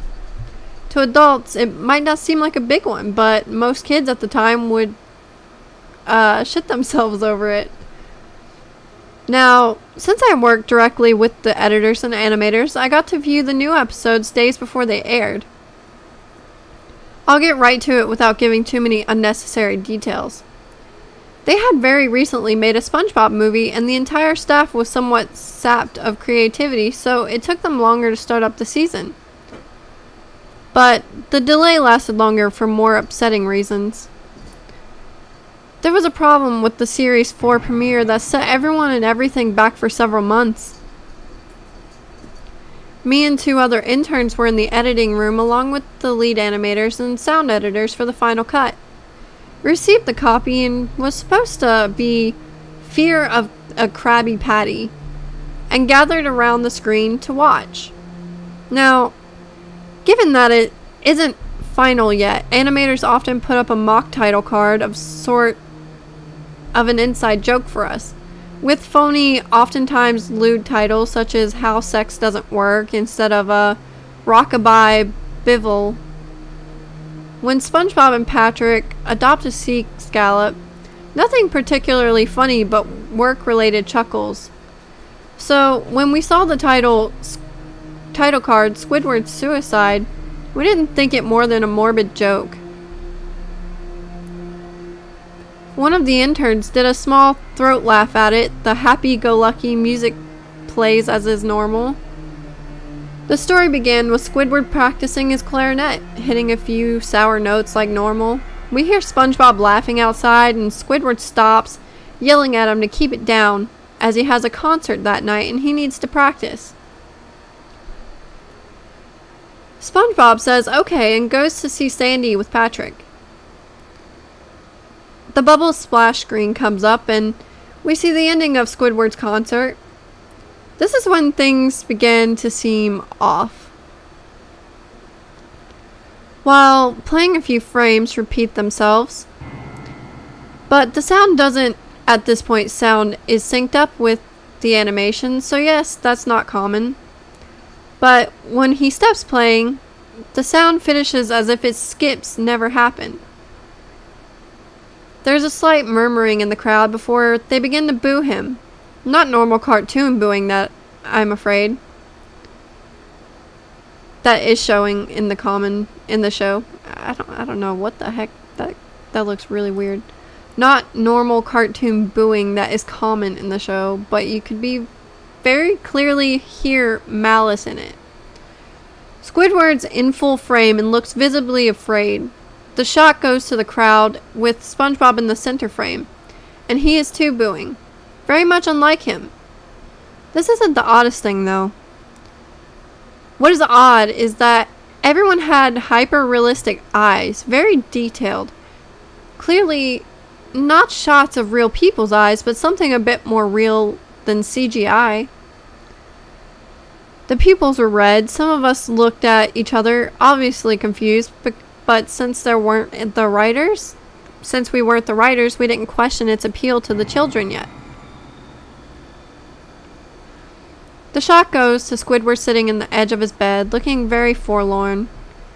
The view of his portable porthole window is of a night sky, so it's very long after the concert.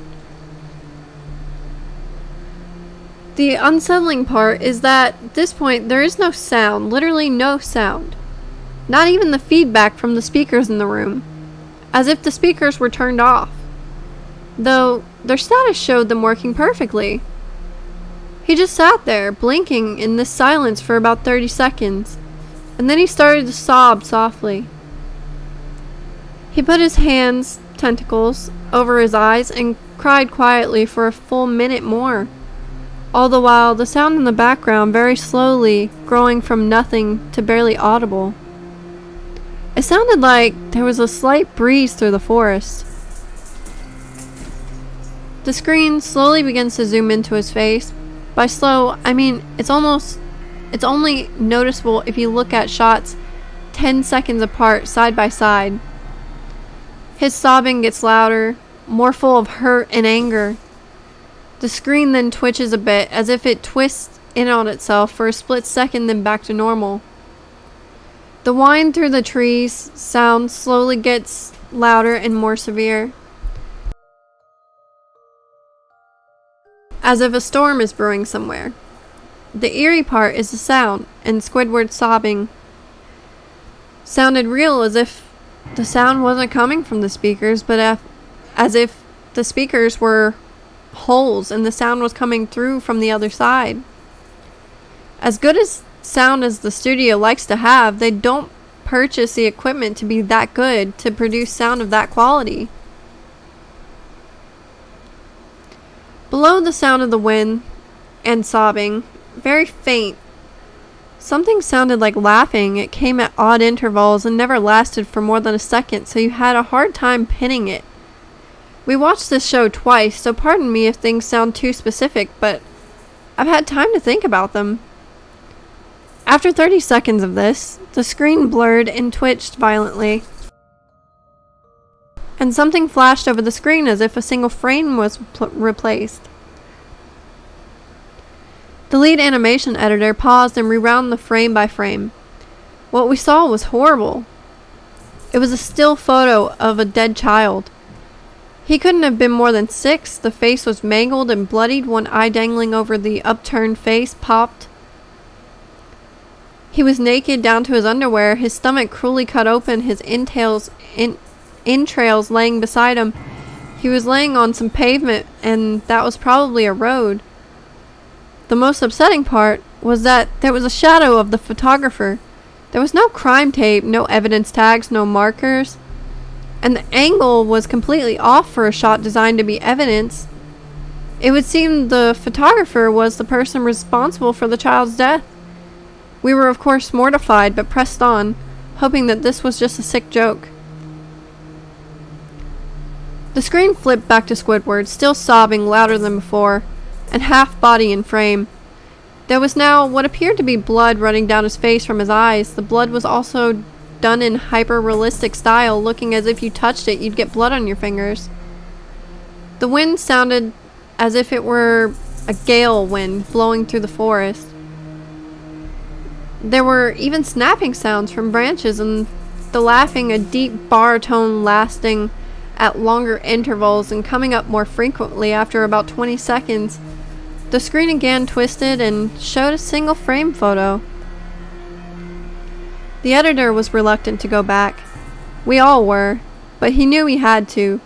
This time the photo was that of what appeared to be a little girl, no older than the first child. She was laying on her stomach, her brunettes in a pool of blood next to her. Her left eye was too popped out and popped, naked except for her underpants. Her trails were piled on top of her above another crude cut along her back. Again, the body was on the street, and the photographer's shadow was visible. Very similar in size and shape to the first. I had to choke back vomit, and one intern, the only female in the room, ran out. The show resumed. After 5 seconds after this second photo played, Squidward went silent, as did all sound, like it was when this scene started. He put his tentacles down, and his eyes were now done in hyperrealism, just like the others were in the beginning of this episode. They were bleeding, bloodshot, and pulsating. He just stared at the screen as if he was watching the viewer. About 10 seconds, he started sobbing, this time not covering his eyes.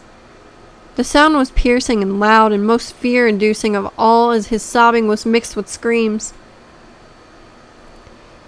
Tears and blood were dripping down his face at a heavy rate, and the wind sounds came back, and so did the deep-voiced laughing, and this time the still photo lasted for a good 5 frames. The animator was able to stop it on the 4th and backed up. This time the photo was of a boy, about the same age, but this time with a different scene. The entrails were being pulled out of the stomach, wound by a large hand, the right eye popped and dangling, blood trickling down. The animator processed. It was hard to believe, but the next one was different because we couldn't tell what. He went on to the next, same thing. He wanted to go back to the first and played them quicker, and I lost it. I vomited on the floor, the animating, the sound, the editors grasping at the scene. The 5 frames were not as if they were 5 different photos. They were played out as if they were frames from a video. We saw the hand slowly lift out the guts. We saw the kid's eyes focus on it. We even set 2 frames of the kid beginning to blink. The lead sound editor told us to stop. He had to call in the creator to see this. Mr. Hillenberg arrived within about 15 minutes. He was confused as to why he was called down there, so the editor just continued the episode. Once the few frames were shown, all screaming, all sound again stopped. Squidward was just at the viewer, full frame of the face for about 3 seconds. The shot quickly panned into that deep voice, and the deep voice said, "Do it." And we see in Squidward's hands a shotgun. He immediately puts the gun in his mouth and pulls the trigger. Realistic blood and brain matter splatters on the wall behind him and in his bed, and he flies back with force, and the last 5 seconds of the episode shows his body on the bed, on the side, one eye dangling, and what's left of his head above the floor, staring blankly at it, and then the episode ends. Mr. Hillenberg is obviously angry at this. He demanded to know what the hell was going on. Most people left the room at this point, so it was just a handful of us to watch it again. Viewing the episode twice only served to imprint the entirety of it in my mind and caused me horrible nightmares. I'm sorry I stayed. The only theory we could think of was that the file was edited by someone in the chain from the drawing studio to here. And the CTO was called in to analyze what happened. The analysis of the file did show that it was edited over by new material. However, the timestamp of it was a mere 24 seconds before we began viewing it. All equipment involved with this was examined for foreign software and hardware as well as glitches, as if the timestamp may have glitched and showed the wrong time. But everything checked out fine. We don't know what happened, and to this day, nobody does. There was an investigation due to the new nature of the photos, but nothing came of it. No child scene was identified, and no clues were gathered from the data involved, nor physical clues in the photos.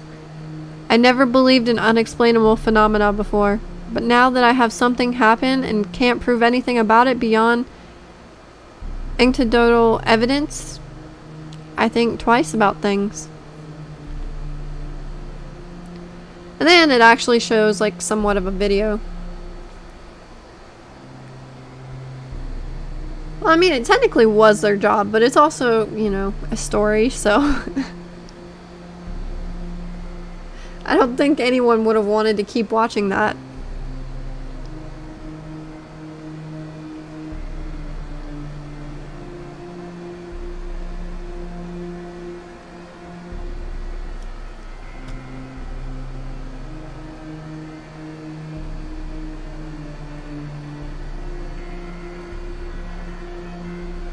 Yeah, I wouldn't either.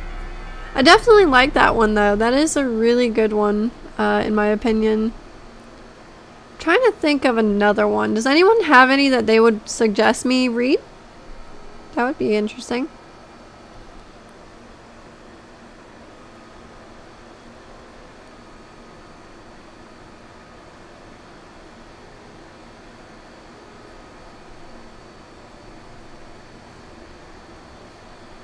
Yeah, someone did make a video to go along with the Squidward suicide one.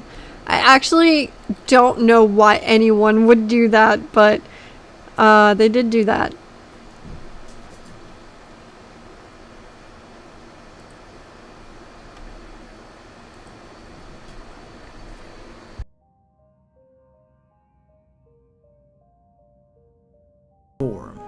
I've collected some of the most frightening, except a certain room in the hotel suffers from Tourette's and enjoy.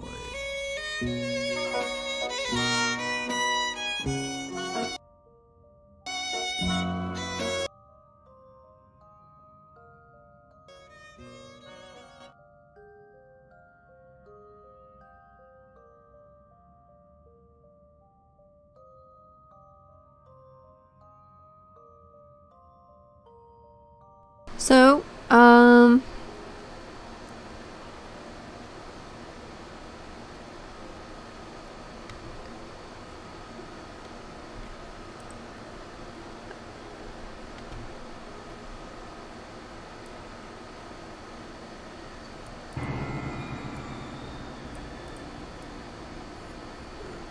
actually, it did seem like that one would have aired at one point, but I don't know. Like, I honestly don't believe, like, that a lot of these are real, but, some of them definitely can be, but no, for the most part, I think that they are make-believe.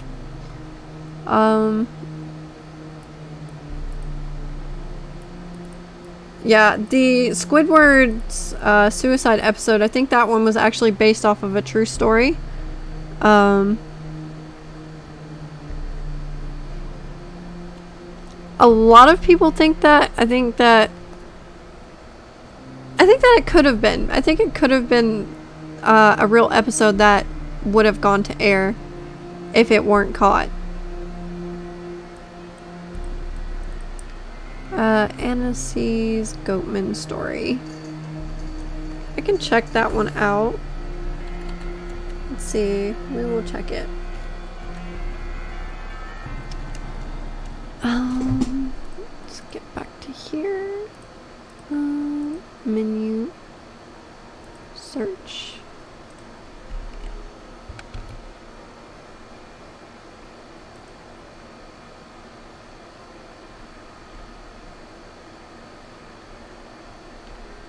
It's not bringing that up as a creepypasta. Let's see. Let me look at some of the ones that I see here.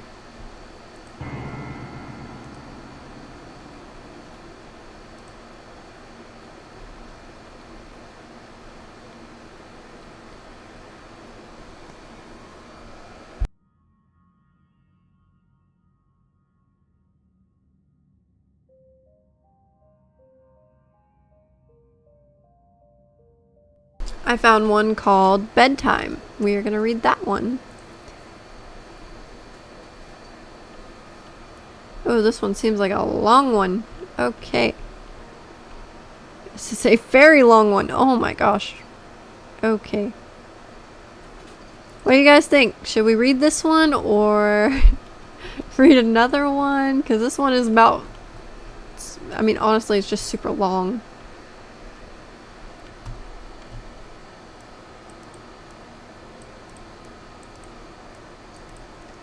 Yeah, I looked for it. It didn't pop up as a creepypasta. I mean, if you could find me the link, that would be awesome. You could send it to me on Discord and I could look for it. I've never actually read it before, but it does say that it's one of the most popular creepypasta. So.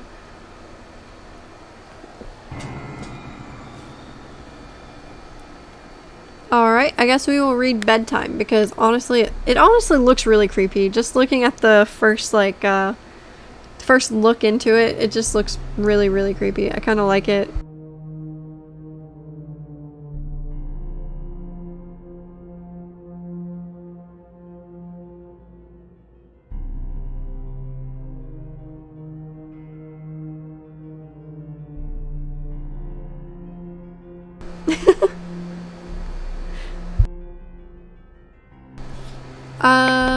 How long would you say it would be? Because I don't mind reading it, honestly. I We're going on 2 hours, so I might as well just go on 3.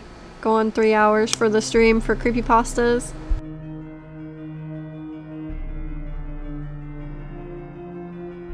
I do have to keep getting drinks of water though, because all the talking is killing me a little bit.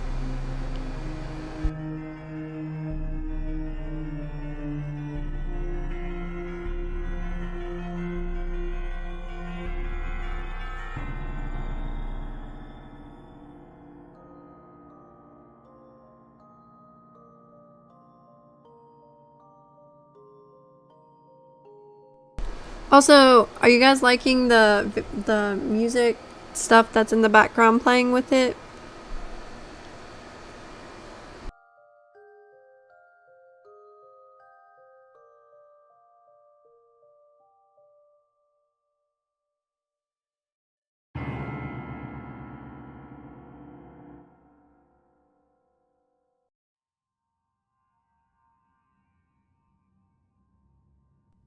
Well, you guys can kind of thank Lobo for that, because Lobo actually sent me the link to the music. I was actually going to look for a different one, but I actually really like this one. It's really creepy.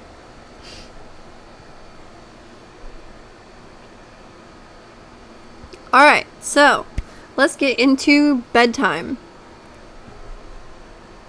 Bedtime is supposed to be a happy event for a tired child. For me, it was terrifying. Well, while some children might complain about being put to bed before they have finished watching a film or playing their favorite video game, when I was a child, nighttime was something to truly fear. Somewhere in the back of my mind, it still is. As someone who is trained in the sciences, I cannot prove what has happened to me was objectively real, but I can swear that what I experienced was genuine horror. A fear which in my life I am glad to say has never been equaled. I will relate to you all now as best as I can. Make of it what you will. Oh my gosh, guys, I'm sorry. My voice is dying.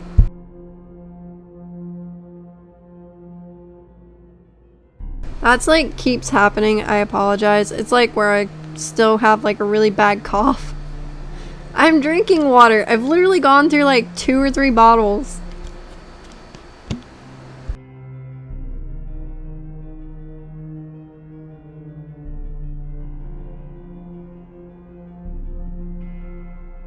Okay, I think I'm good. Okay, where was I?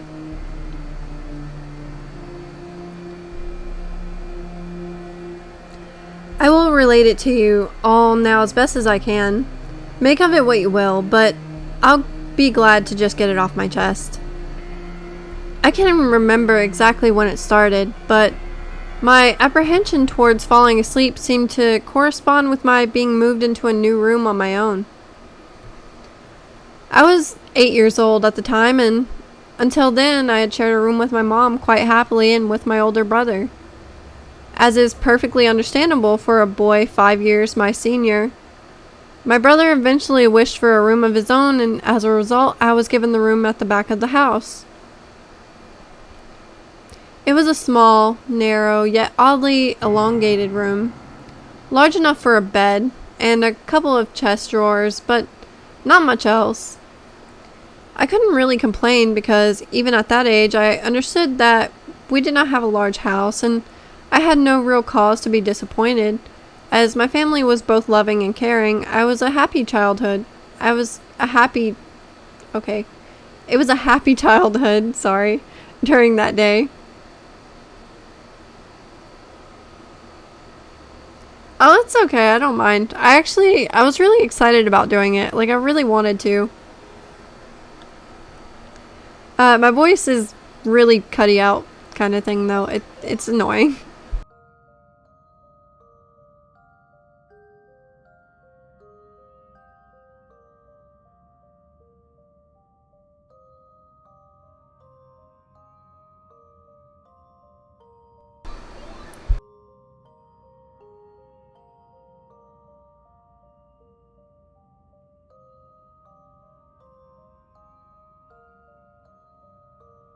Okay.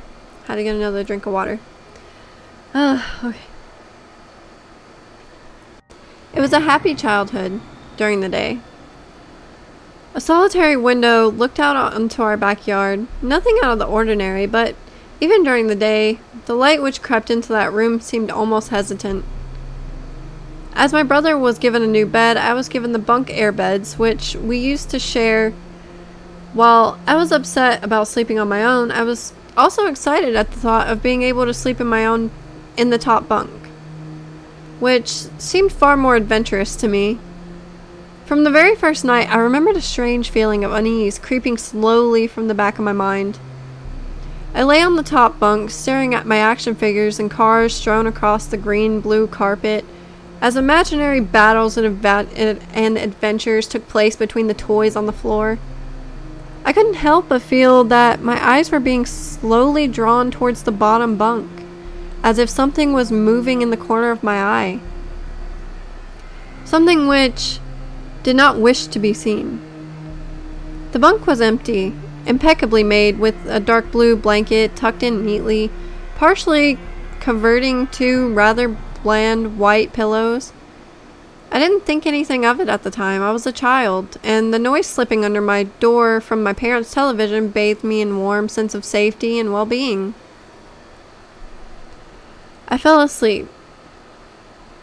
When you awaken from a dream sleep to something moving or stirring, it can take a few moments for you to truly understand what is happening. The fog of sleep hangs over your eyes and ears even when lucid. Something was moving, and there was no doubt about that. At first, I wasn't sure what it was. Everything was dark, almost pitch black. But there was enough light creeping in from the outside to outline that narrowly suffocating room. Two thoughts appeared in my mind, almost simultaneously. The first was that my parents were in bed because of the rest of the house lay both in darkness and silence. The second thought turned to the noise. A noise which had obviously woken me. As the last cobwebs of sleep withered from my mind, the noise took on a more familiar form. Sometimes the simplest of sounds can be the most unnerving. A cold wind whistling through a tree outside, a neighbor's footsteps uncomfortably close, or, in this case, the simple sound of a bedsheet rustling in the dark. That was it. Bedsheets rustling in the dark, as if some disturbed sleeper was attempting to get all too comfortable in the bottom bunk. I lay there in disbelief, thinking that the noise was either my imagination or perhaps it was my pet cat finding somewhere comfortable to spend the night. It was then that I had noticed that my door shut, and that it had been as I'd fallen asleep. Perhaps my mom had checked in on me and the cat had snuck into my room then? Yes, that must have been it. I turned to face the wall, closing my eyes in the vain hope that I could fall back asleep. As I moved, the rustling noise from underneath me ceased. I thought that I must have disturbed my cat, but quickly I realized that the visitor in the bottom bunk was much less mundane than a pet trying to sleep, and much more sinister. As if alerted to and disgruntled by my presence, the disturbed sleeper began to toss and turn violently like a child having a tantrum in their bed. I could hear the sheets twist and turn and increase ferocity, fear then gripping me. Not like the subtle sense of unease I had experienced earlier, but now potent and terrifying. My heart raced and my eyes panicked, scanning the almost impenetrable darkness. I let out a cry.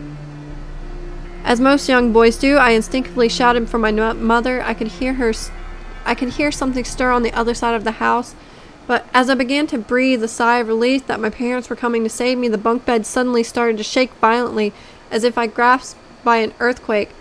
Scraping against the wall, I could hear the sheets below me thrashing as if something tormented by malice. I did not want to jump down to safety, as I feared the thing at the bottom of the bunk would reach out and grab me, pulling me into the darkness. So I stayed there, white knuckles clenching my own blanket like a shroud of protection. The wait seemed like an eternity. The door finally and thankfully burst open, and I lay bathed in white light, while the bottom bunk, the resting place of my unwanted visitor lay empty and peaceful. This is a lot to like say all at the same time. I just want to let you guys know that. Like, my tongue gets twisted every now and then, and I have to untwist it while I'm reading. It's very weird. The door finally and thankfully burst open, and I lay bathed in light, while the bottom bunk, the resting place of my unwanted visitor, lay empty and peaceful. I cried, and my mother consoled me. Tears of fear, followed by relief, streamed down my face. Thanks, Jazz.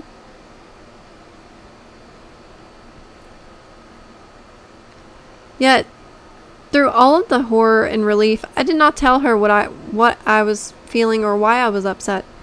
I cannot explain it, but it was like as though whatever had been in that bunk would return if I even so much as spoke of it or uttered a single syllable of its existence. Whether that was the truth, I do not know, but as a child, I felt that unseen menace remained close, listening. It's very, very tricky. Tricker. Yeah, that's exactly what I said. Tricky to read. It is very tricky. Oh my god. I can't. I'm dying. Low key. My mother lay in an empty bunk, promising to stay there until morning. Eventually, my anxiety diminished. Tiredness pushed me back towards sleep. But I remained restless, waking several times momentarily to the sound of rustling bed sheets. I remember the next day wanting to go anywhere, be anywhere, but in that narrow, suffocating room. It was a Saturday, and I played outside quite happily with my friends. Although our house was not large, we were lucky to have a long, sloping garden in the back. We played there often, and as much of it was overgrown, we could hide in the bushes and climb in the huge sycamore tree, which toured above all else, and easily imagine ourselves in the throes of a grand adventure in some untamed exotic land. As fun as it all was, occasionally my eye would turn to that small window, ordinary, slight, and innocuous, but for me, that thin boundary was a looking glass into a strange, cold pocket of dread. Outside, the lush, green surroundings of our garden, filled with the smiling faces of my friends, could not extinguish the creeping feeling clawing its way up my spine. Each hair standing on end, the feeling of something in that room watching me play, waiting for the night when I would be alone, eagerly filled with hate. It may sound strange to you, but by the time that my parents ushered me back into that room for the night, I said nothing. I didn't protest. I didn't even make an excuse as to why I couldn't sleep in there. I simply and sullenly walked into the room, climbed the few steps to the top bunk, and then waited. As an adult, I would be telling everyone about my experience, but even at that age, I felt almost silly to be talking about something which I had really no evidence for. I would be lying, however, if I said that it wasn't my primary reason. I still felt that this thing would be enraged if I so much as spoke of it. It's funny how certain words can remain hidden from your mind, no matter how blanket or obvious they are. Blatant or obvious, sorry. One word came to me that second night, lying there in the darkness alone, frightened and aware of the rotten change in the atmosphere. A thickening of the air, something had displaced it as I heard the first casual twist of the bedsheet below.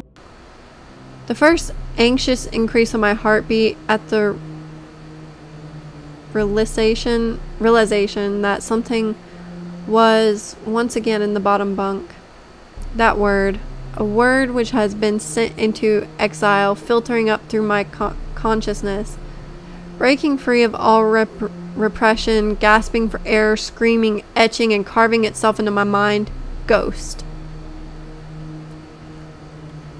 As this thought came to me, I noticed that my unwelcome visitor had ceased moving. The bed sheets lay calm and dormant, but they had been replaced by something far more hideous.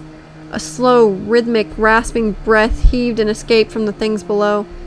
I can imagine its chest rising and falling with sordid, wheezing and garbled breath. I shuddered and hoped that beyond all hope that it would leave without occurrence. The house lay as it had the previous night. In the thick blanket of darkness, silence prevailed all but for the perverted breath of my as yet unseen bunkmate. I lay there terrified, just wanted this thing to go, to leave me alone. But what did it want? Then something unmistakably chilling transpired. It moved. It moved in a way different from before.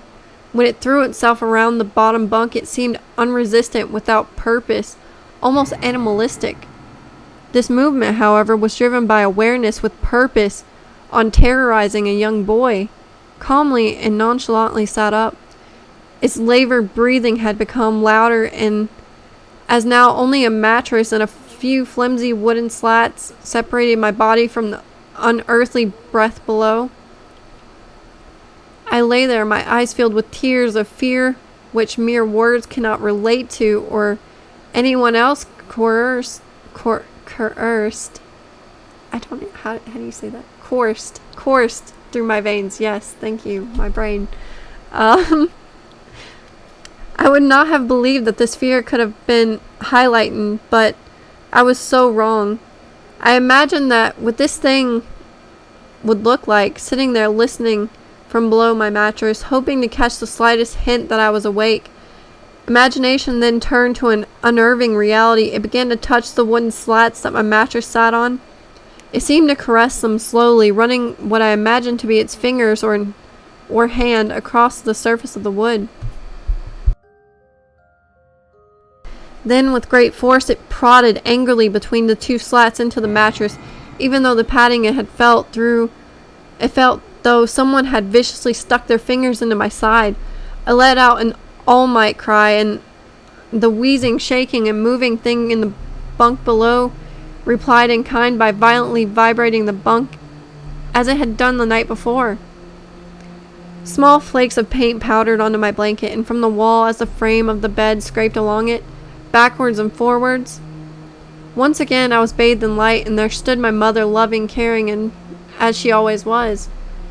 With a comforting hug and calming words which eventually subdued my hysteria, of course she asked what was wrong, but I could not say.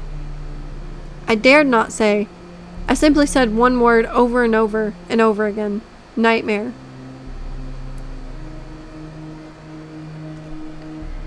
The pattern of events continued for the weeks, if not months, nights after nights.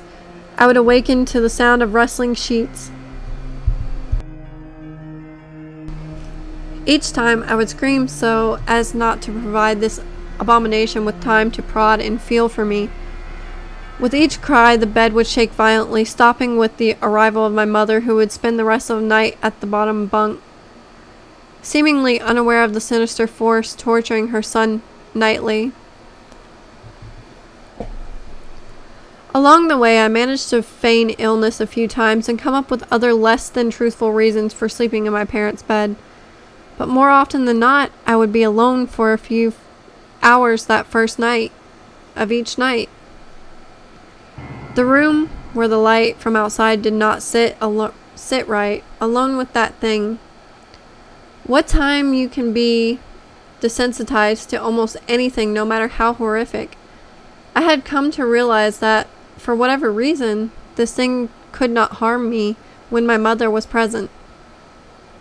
I am sure that the same would have been said for my father, but as loving as he was, waking him from his sleep was almost impossible. After a few months, I had grown accustomed to my nightly visitor. Do not mistake this for some unearthly friendship. I detested the thing. I still feared it greatly, as I could almost sense its desire and its personality, if you could call it that. One filled with a perverted and twisted hatred, yet longing for me of perhaps all things. My greatest fears were realized in the winters. The days grew short and the nights longer, merely provided this wretch with more opportunities. It was a difficult time for my family. My grandmother, a wonderfully kind and gentle woman, had deteriorated greatly since the death of my grandfather. My mother was trying her best to keep her in the community as long as possible. However, dementia is a cruel and degenerative illness, robbing a person of their memories one day at a time. Soon, she recognized none of us, and it became clear that she would need to be moved from her house to a nursing home.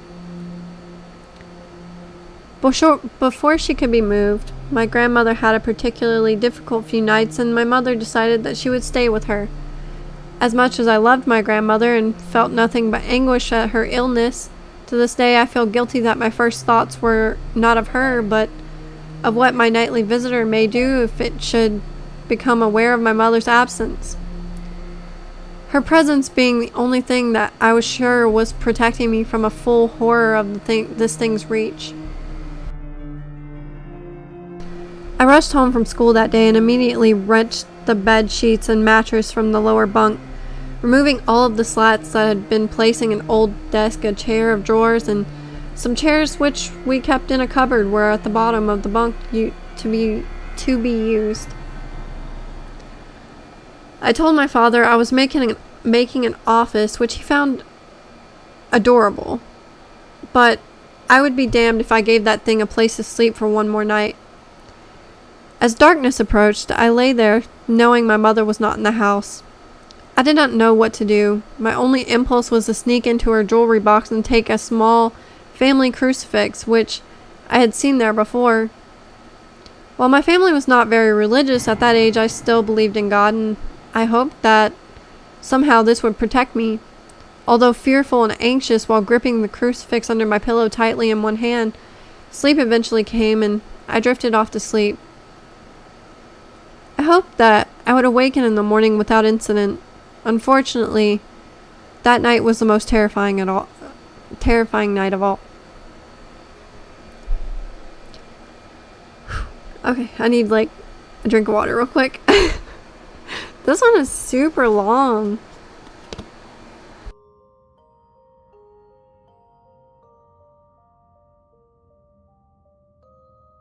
It is. It's so long. I'm dying a little bit. I think we're getting closer to the end, but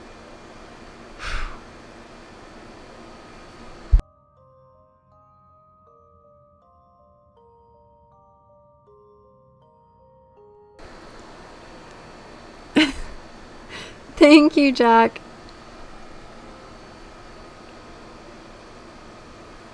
I woke gradually. The room was once again dark. As my eyes adjusted, I could gradually make out the window and the door and the walls, some toys on the shelf, and even to this day I shudder to think of it, for there was no noise, no rustling of sheets, no movement at all.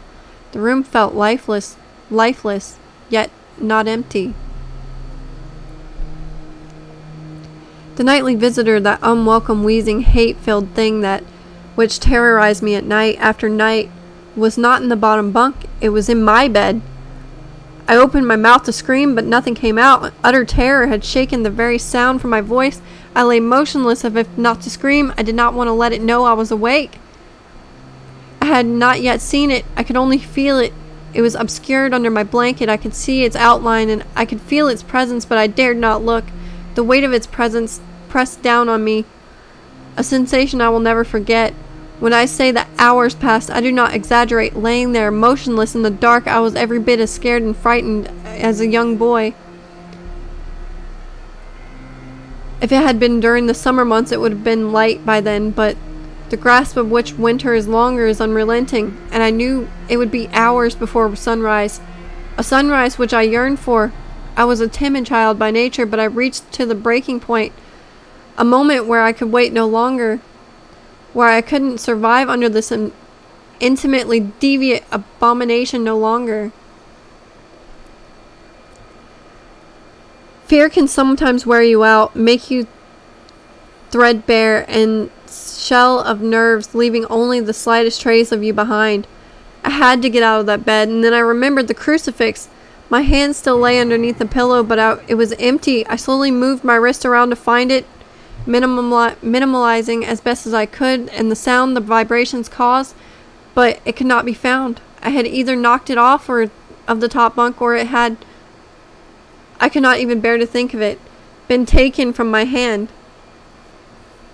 Without the crucifix, I lost any sense of hope. Even at such a young age, you can be acutely aware of what death is and intensely frightened of it. I knew I was going to die in that bed if I lay there, dormant, passive, doing nothing. If I had to leave that room behind, but how? Should I leap from the bed and hope that I make it to the door?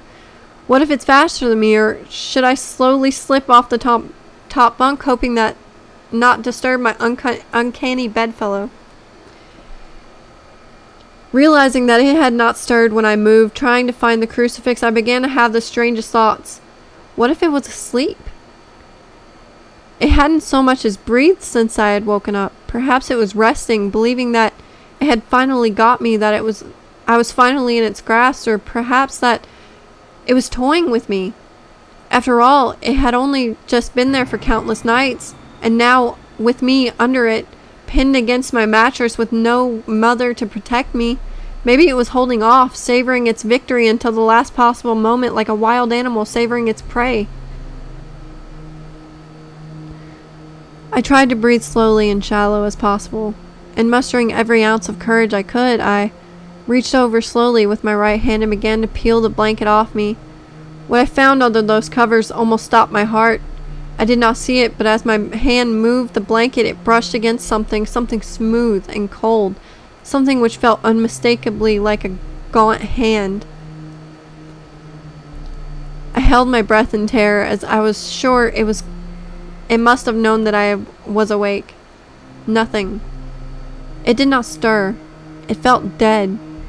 After a few moments, I placed my hand carefully further down the blanket and felt a thin, poorly formed forearm.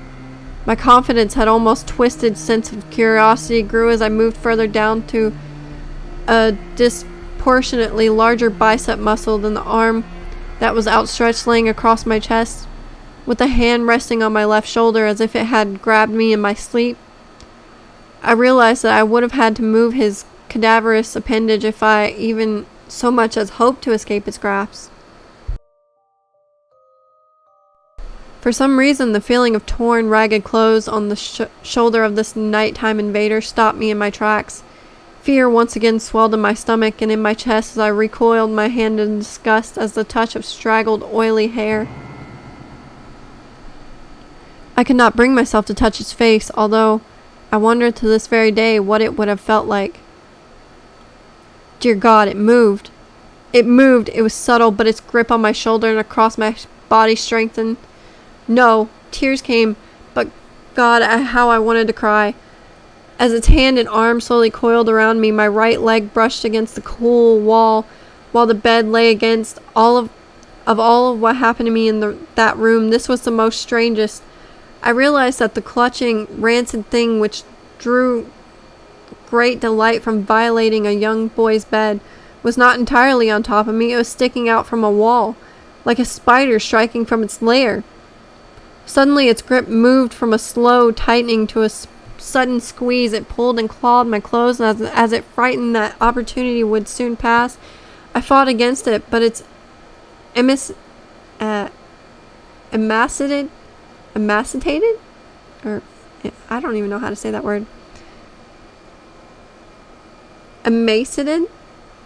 I don't know how to how do you pronounce this? I'm gonna look it up. Now I'm curious.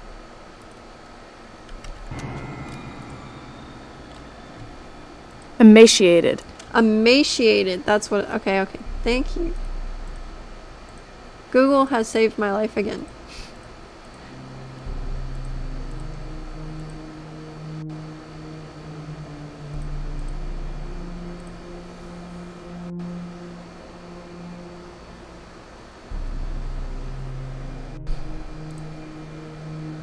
Okay, I fought against it, but its emaciated arm was too strong for me.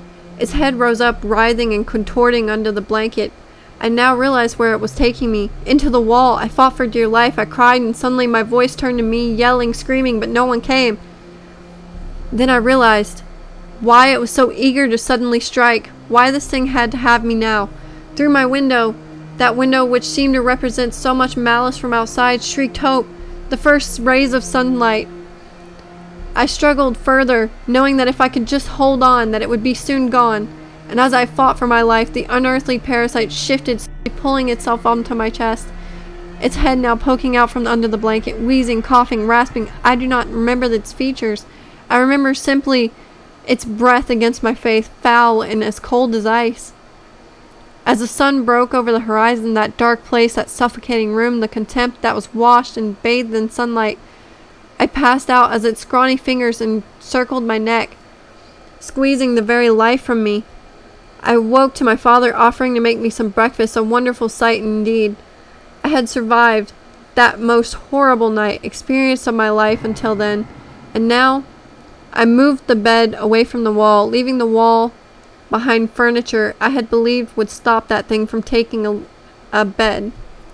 Wait, I believed it would stop that thing from taking a bed. Okay. Little did I think that it would try to take mine and me.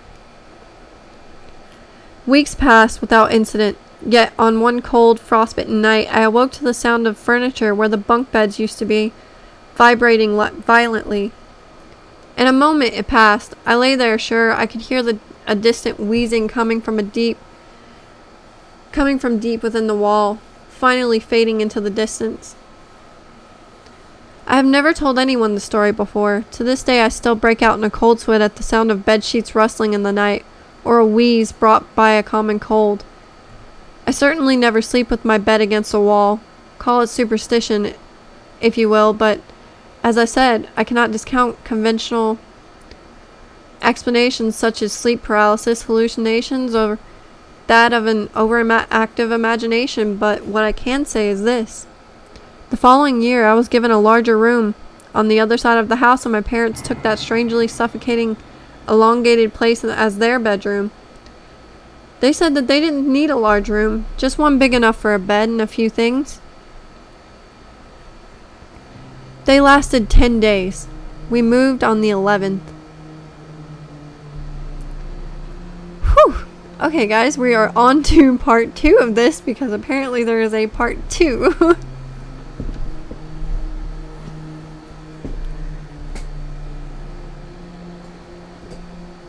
Or should we save part 2 for next time? What do you guys think? Because we are currently going on our 3-hour mark in about 10 minutes. So I could continue reading, or we could save the part 2 for the next time. Because I do have the Russian sleep experiment, which I wanted to read a little bit of before closing stream.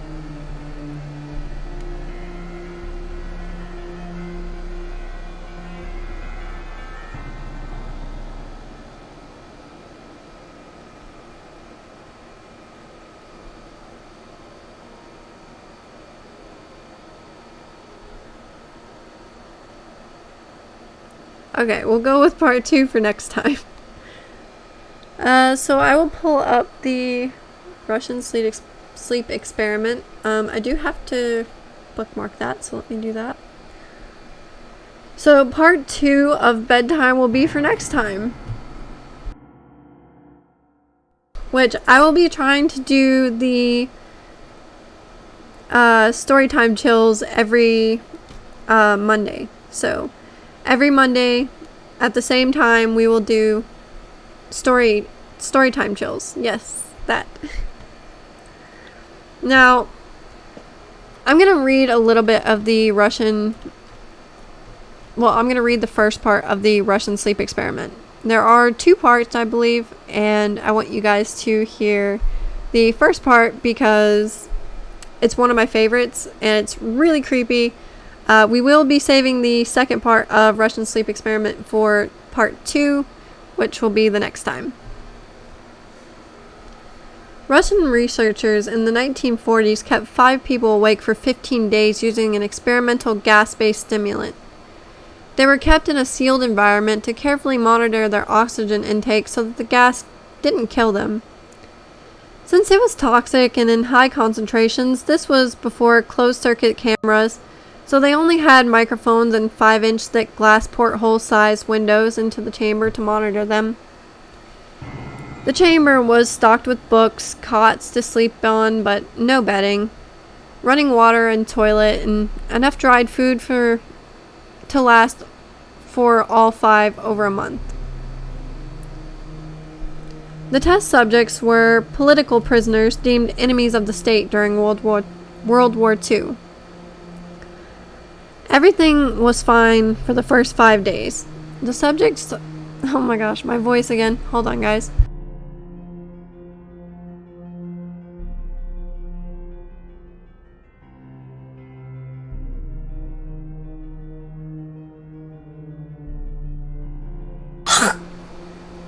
Ow. I'm dying. I keep coughing. Ow. Whew. Okay. I think I'm okay. It's kind of, maybe. Ow. Oh, that hurt my chest really bad. Oh. Guys, I don't like coughs. Can I please be done with my life today? Okay. Everything was fine for the first 5 days. The subjects hardly complained, having been promised falsely that they would be freed if they submitted to the test and did not sleep for 30 days. Their conversations and activities were monitored, and it was noted that they continued to talk about increasingly traumatic incidents in their past, and the general tone of their conversations took on a darker aspect after the 4-day mark. After 5 days, they started to complain about the circumstances and events that led them to where they were. They started to demonstrate severe paranoia.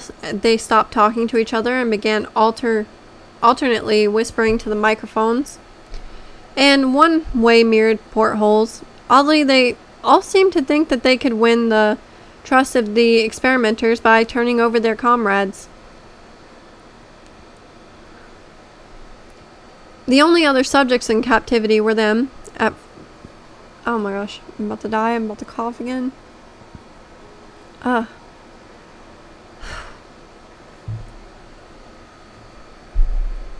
first, the researchers suspected that this was an effect of the gas itself. After 9 days, the first of them started screaming. He ran the length of the chamber repeatedly, yelling at the top of his lungs for 3 hours straight. He continued attempting to scream, but was only able to produce occasional squeaks. The researchers postulated that he had physically torn his vocal cords. The most surprising thing about this behavior is how the other captives reacted to it, or rather didn't react to it. They continued whispering to the microphones until the second of the captives started to scream. The 2 non-screaming captives took the books apart, smeared page after page with their own feces, and pasted them calmly over the glass portholes that screamed promptly stopped. The screaming promptly stopped. So did the whispering to the microphones. After 3 more days passed, the researchers checked the microphones hourly to make sure that they were working, since they thought it impossible that no sound could be coming with 5 people inside. The oxygen consumption in the chamber indicated that all 5 must still be alive. In fact, it was the amount of oxygen 5 people would consume at a very heavy level of strenuous exercise.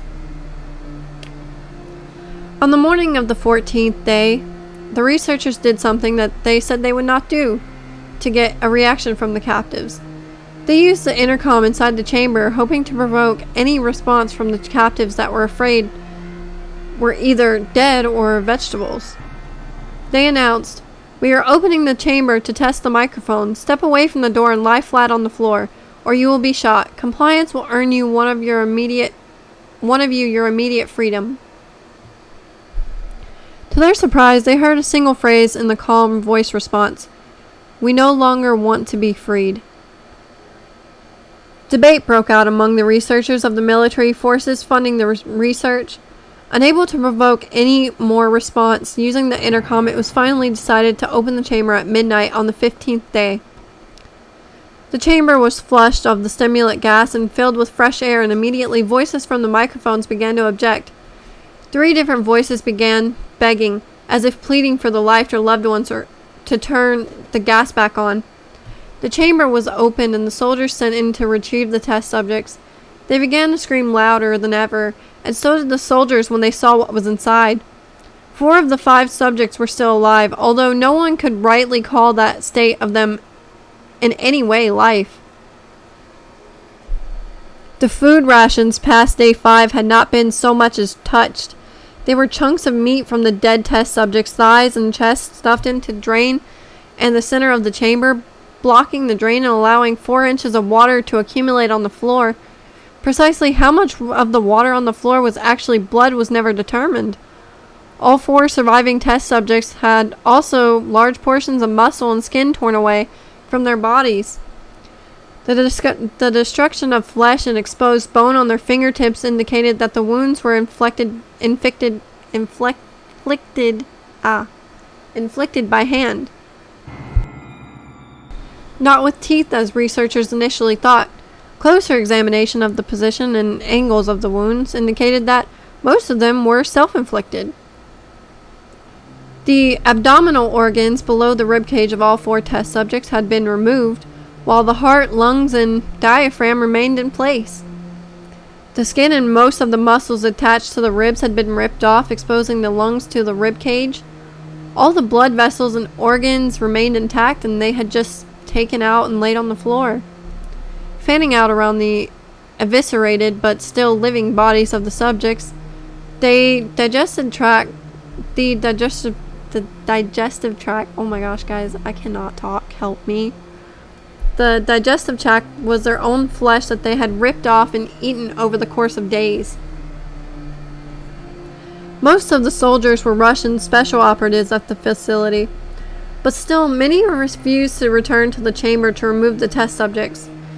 They continued to scream to be left in the chamber and alternately begged and demanded but the gas be turned back on, lest they fell asleep. To everyone's surprise, the test subjects put up a fence fight in the process of being removed from the chamber. One of the Russian soldiers died from having his throat ripped open. Another one was gravely injured by having his testicles ripped off, an artery in his leg severed by one of the subject's teeth. Another 5 of the soldiers lost their lives, and if you can count one as committing suicide in the weeks following that incident.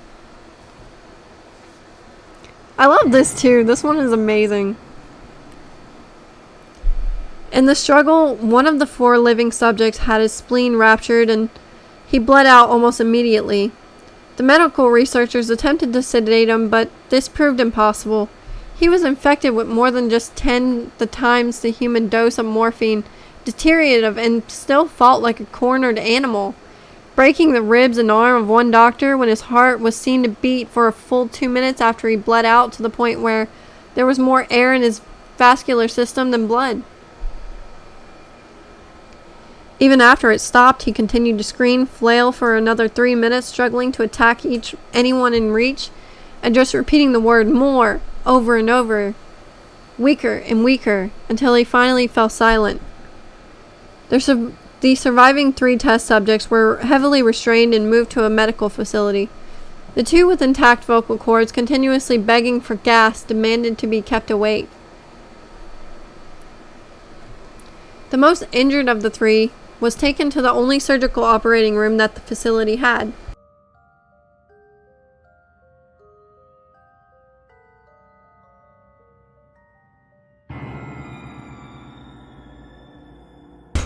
In the process of preparing the subject to have his organs placed back within his body, it was found that he was effectively immune to the sedative and that immune to the sedative, and they had given him to prepare him for surgery. He fought furiously against the restraints when the anesthetic gas was brought out to put him under.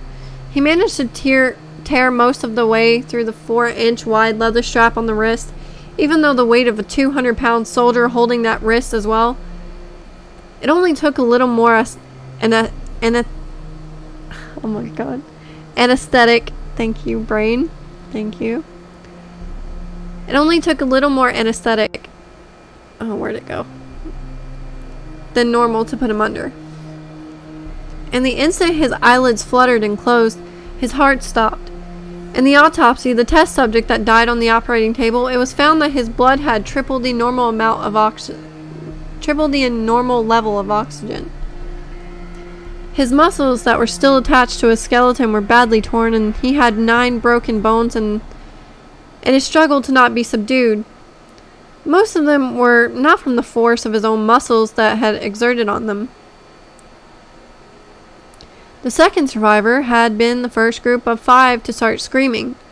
His vocal cords destroyed, he was unable to beg or object to surgery, and he only reacted by shaking his head violently in disapproval when the anesthetic gas was brought near him. He shook his head, and yes, when someone suggested reluctantly they try surgery without anesthetic, and did not react for the entire 6-hour procedure of replacing his abdominal organs and attempting to cover them with what remained of his skin. The surgeon presiding stated repeatedly that it should be medically possible for the patient to still be alive. One terrified nurse assisting the surgery stated that she had seen the patient's mouth curl into a smile several times whenever his eyes met hers. When the surgery ended, the subject looked at the surgeon and began to wheeze loudly, attempting to talk while struggling, assuming that this must have been of drastic importance. The surgeon had a pen and pad and fetched so that the patient could write his message. It was simple. Keep cutting. The other 2 test subjects were given the same surgery, both without anesthetic as well, although they had to be injected with a paralytic for the duration of the operation. The surgeon found it impossible to perform the operation while the patients laughed continuously. Once paralyzed, the subjects could only follow the attending researchers with their eyes. The paralytic cleared their system in an abnormally short period of time, and they were soon trying to escape their bonds. The moment they could speak, they were asking for the stimulant gas. The researchers tried asking what they had injured themselves, why they had ripped out their own guts, and why they wanted to be given the gas again. Only one response was given: I must remain awake. All 3 subjects' restraints were reinforced, and they placed back into the chamber awaiting determination as to what should be done with them. The researchers, facing the wrath of the military benefactors for having filed the stated goals of their project, considered euthanizing the surviving subjects. The commanding officer, an ex-KGB, instead saw potential, and he wanted to see what would happen if they were put back on the gas. The researchers strongly objected, but were overruled. In preparation for being sealed in their chamber again, the subjects were connected to EEG monitor and had the restraints padded for a long-term confinement. To everyone's surprise, all 3 stopped struggling the moment that it was let slip that they were going back on the gas. It was obvious at that point that all 3 were putting up a great struggle to stay awake. One of the subjects that could speak was humming loudly and continuously. The mute subject was straining his legs against the leather bonds with all his might. First left, then right, then left again, for something to focus on. The remaining subject was holding his head off of his pillow and blinking rapidly. Having been the first to be wired for the EEG, most of the researchers were monitoring his brain waves in surprise. They were normal most of the time, but sometimes flatlined inexplicably. Yes. It looked as if he were repeatedly suffering brain death before returning to normal. As they focused on paper scrolling out of the brainwave monitor, the only one nurse saw his eyes slip shut at the same time his head hit the pillow. His brainwaves immediately changed to that of deep sleep, then flatlined for the last time as his heart simultaneously stopped. The only remaining subject that could speak started screaming to be sealed in.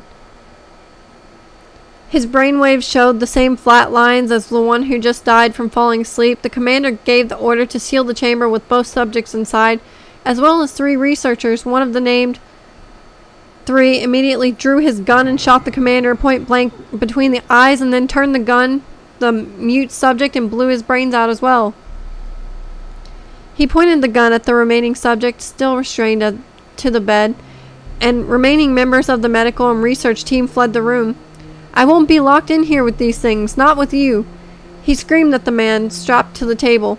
"What are you?" he demanded. "I must know." The subject smiled. "Have you forgotten so easily?" the subject asked. "We are you.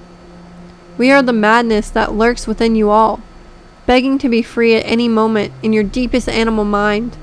We are what you hide in your beds every night. We are what you sedate into silence and paralyze when you go into the nocturnal haven where we cannot tread." The researcher paused and then aimed at the subject's heart and fired. The EEG flatlined and the subject weakly choked out, "So nearly free." And that is the end of the Russian sleep experiment. So guys, I want to know, like, did you guys like doing this or no?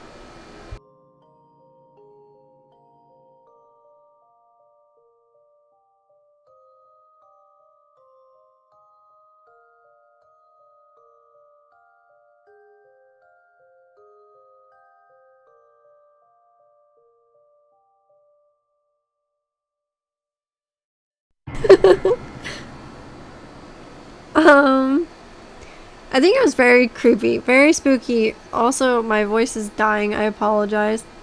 Um, I would not mind doing this more often. If you guys would like me to do this on Mondays for our Monday chat and chills, we can do this for every Monday.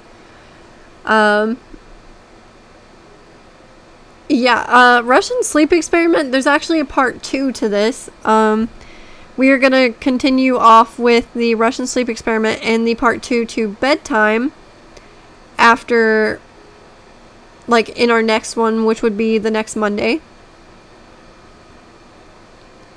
Not really. I mean, I've wrote a couple of my own, so it wouldn't be hard for me to make my own.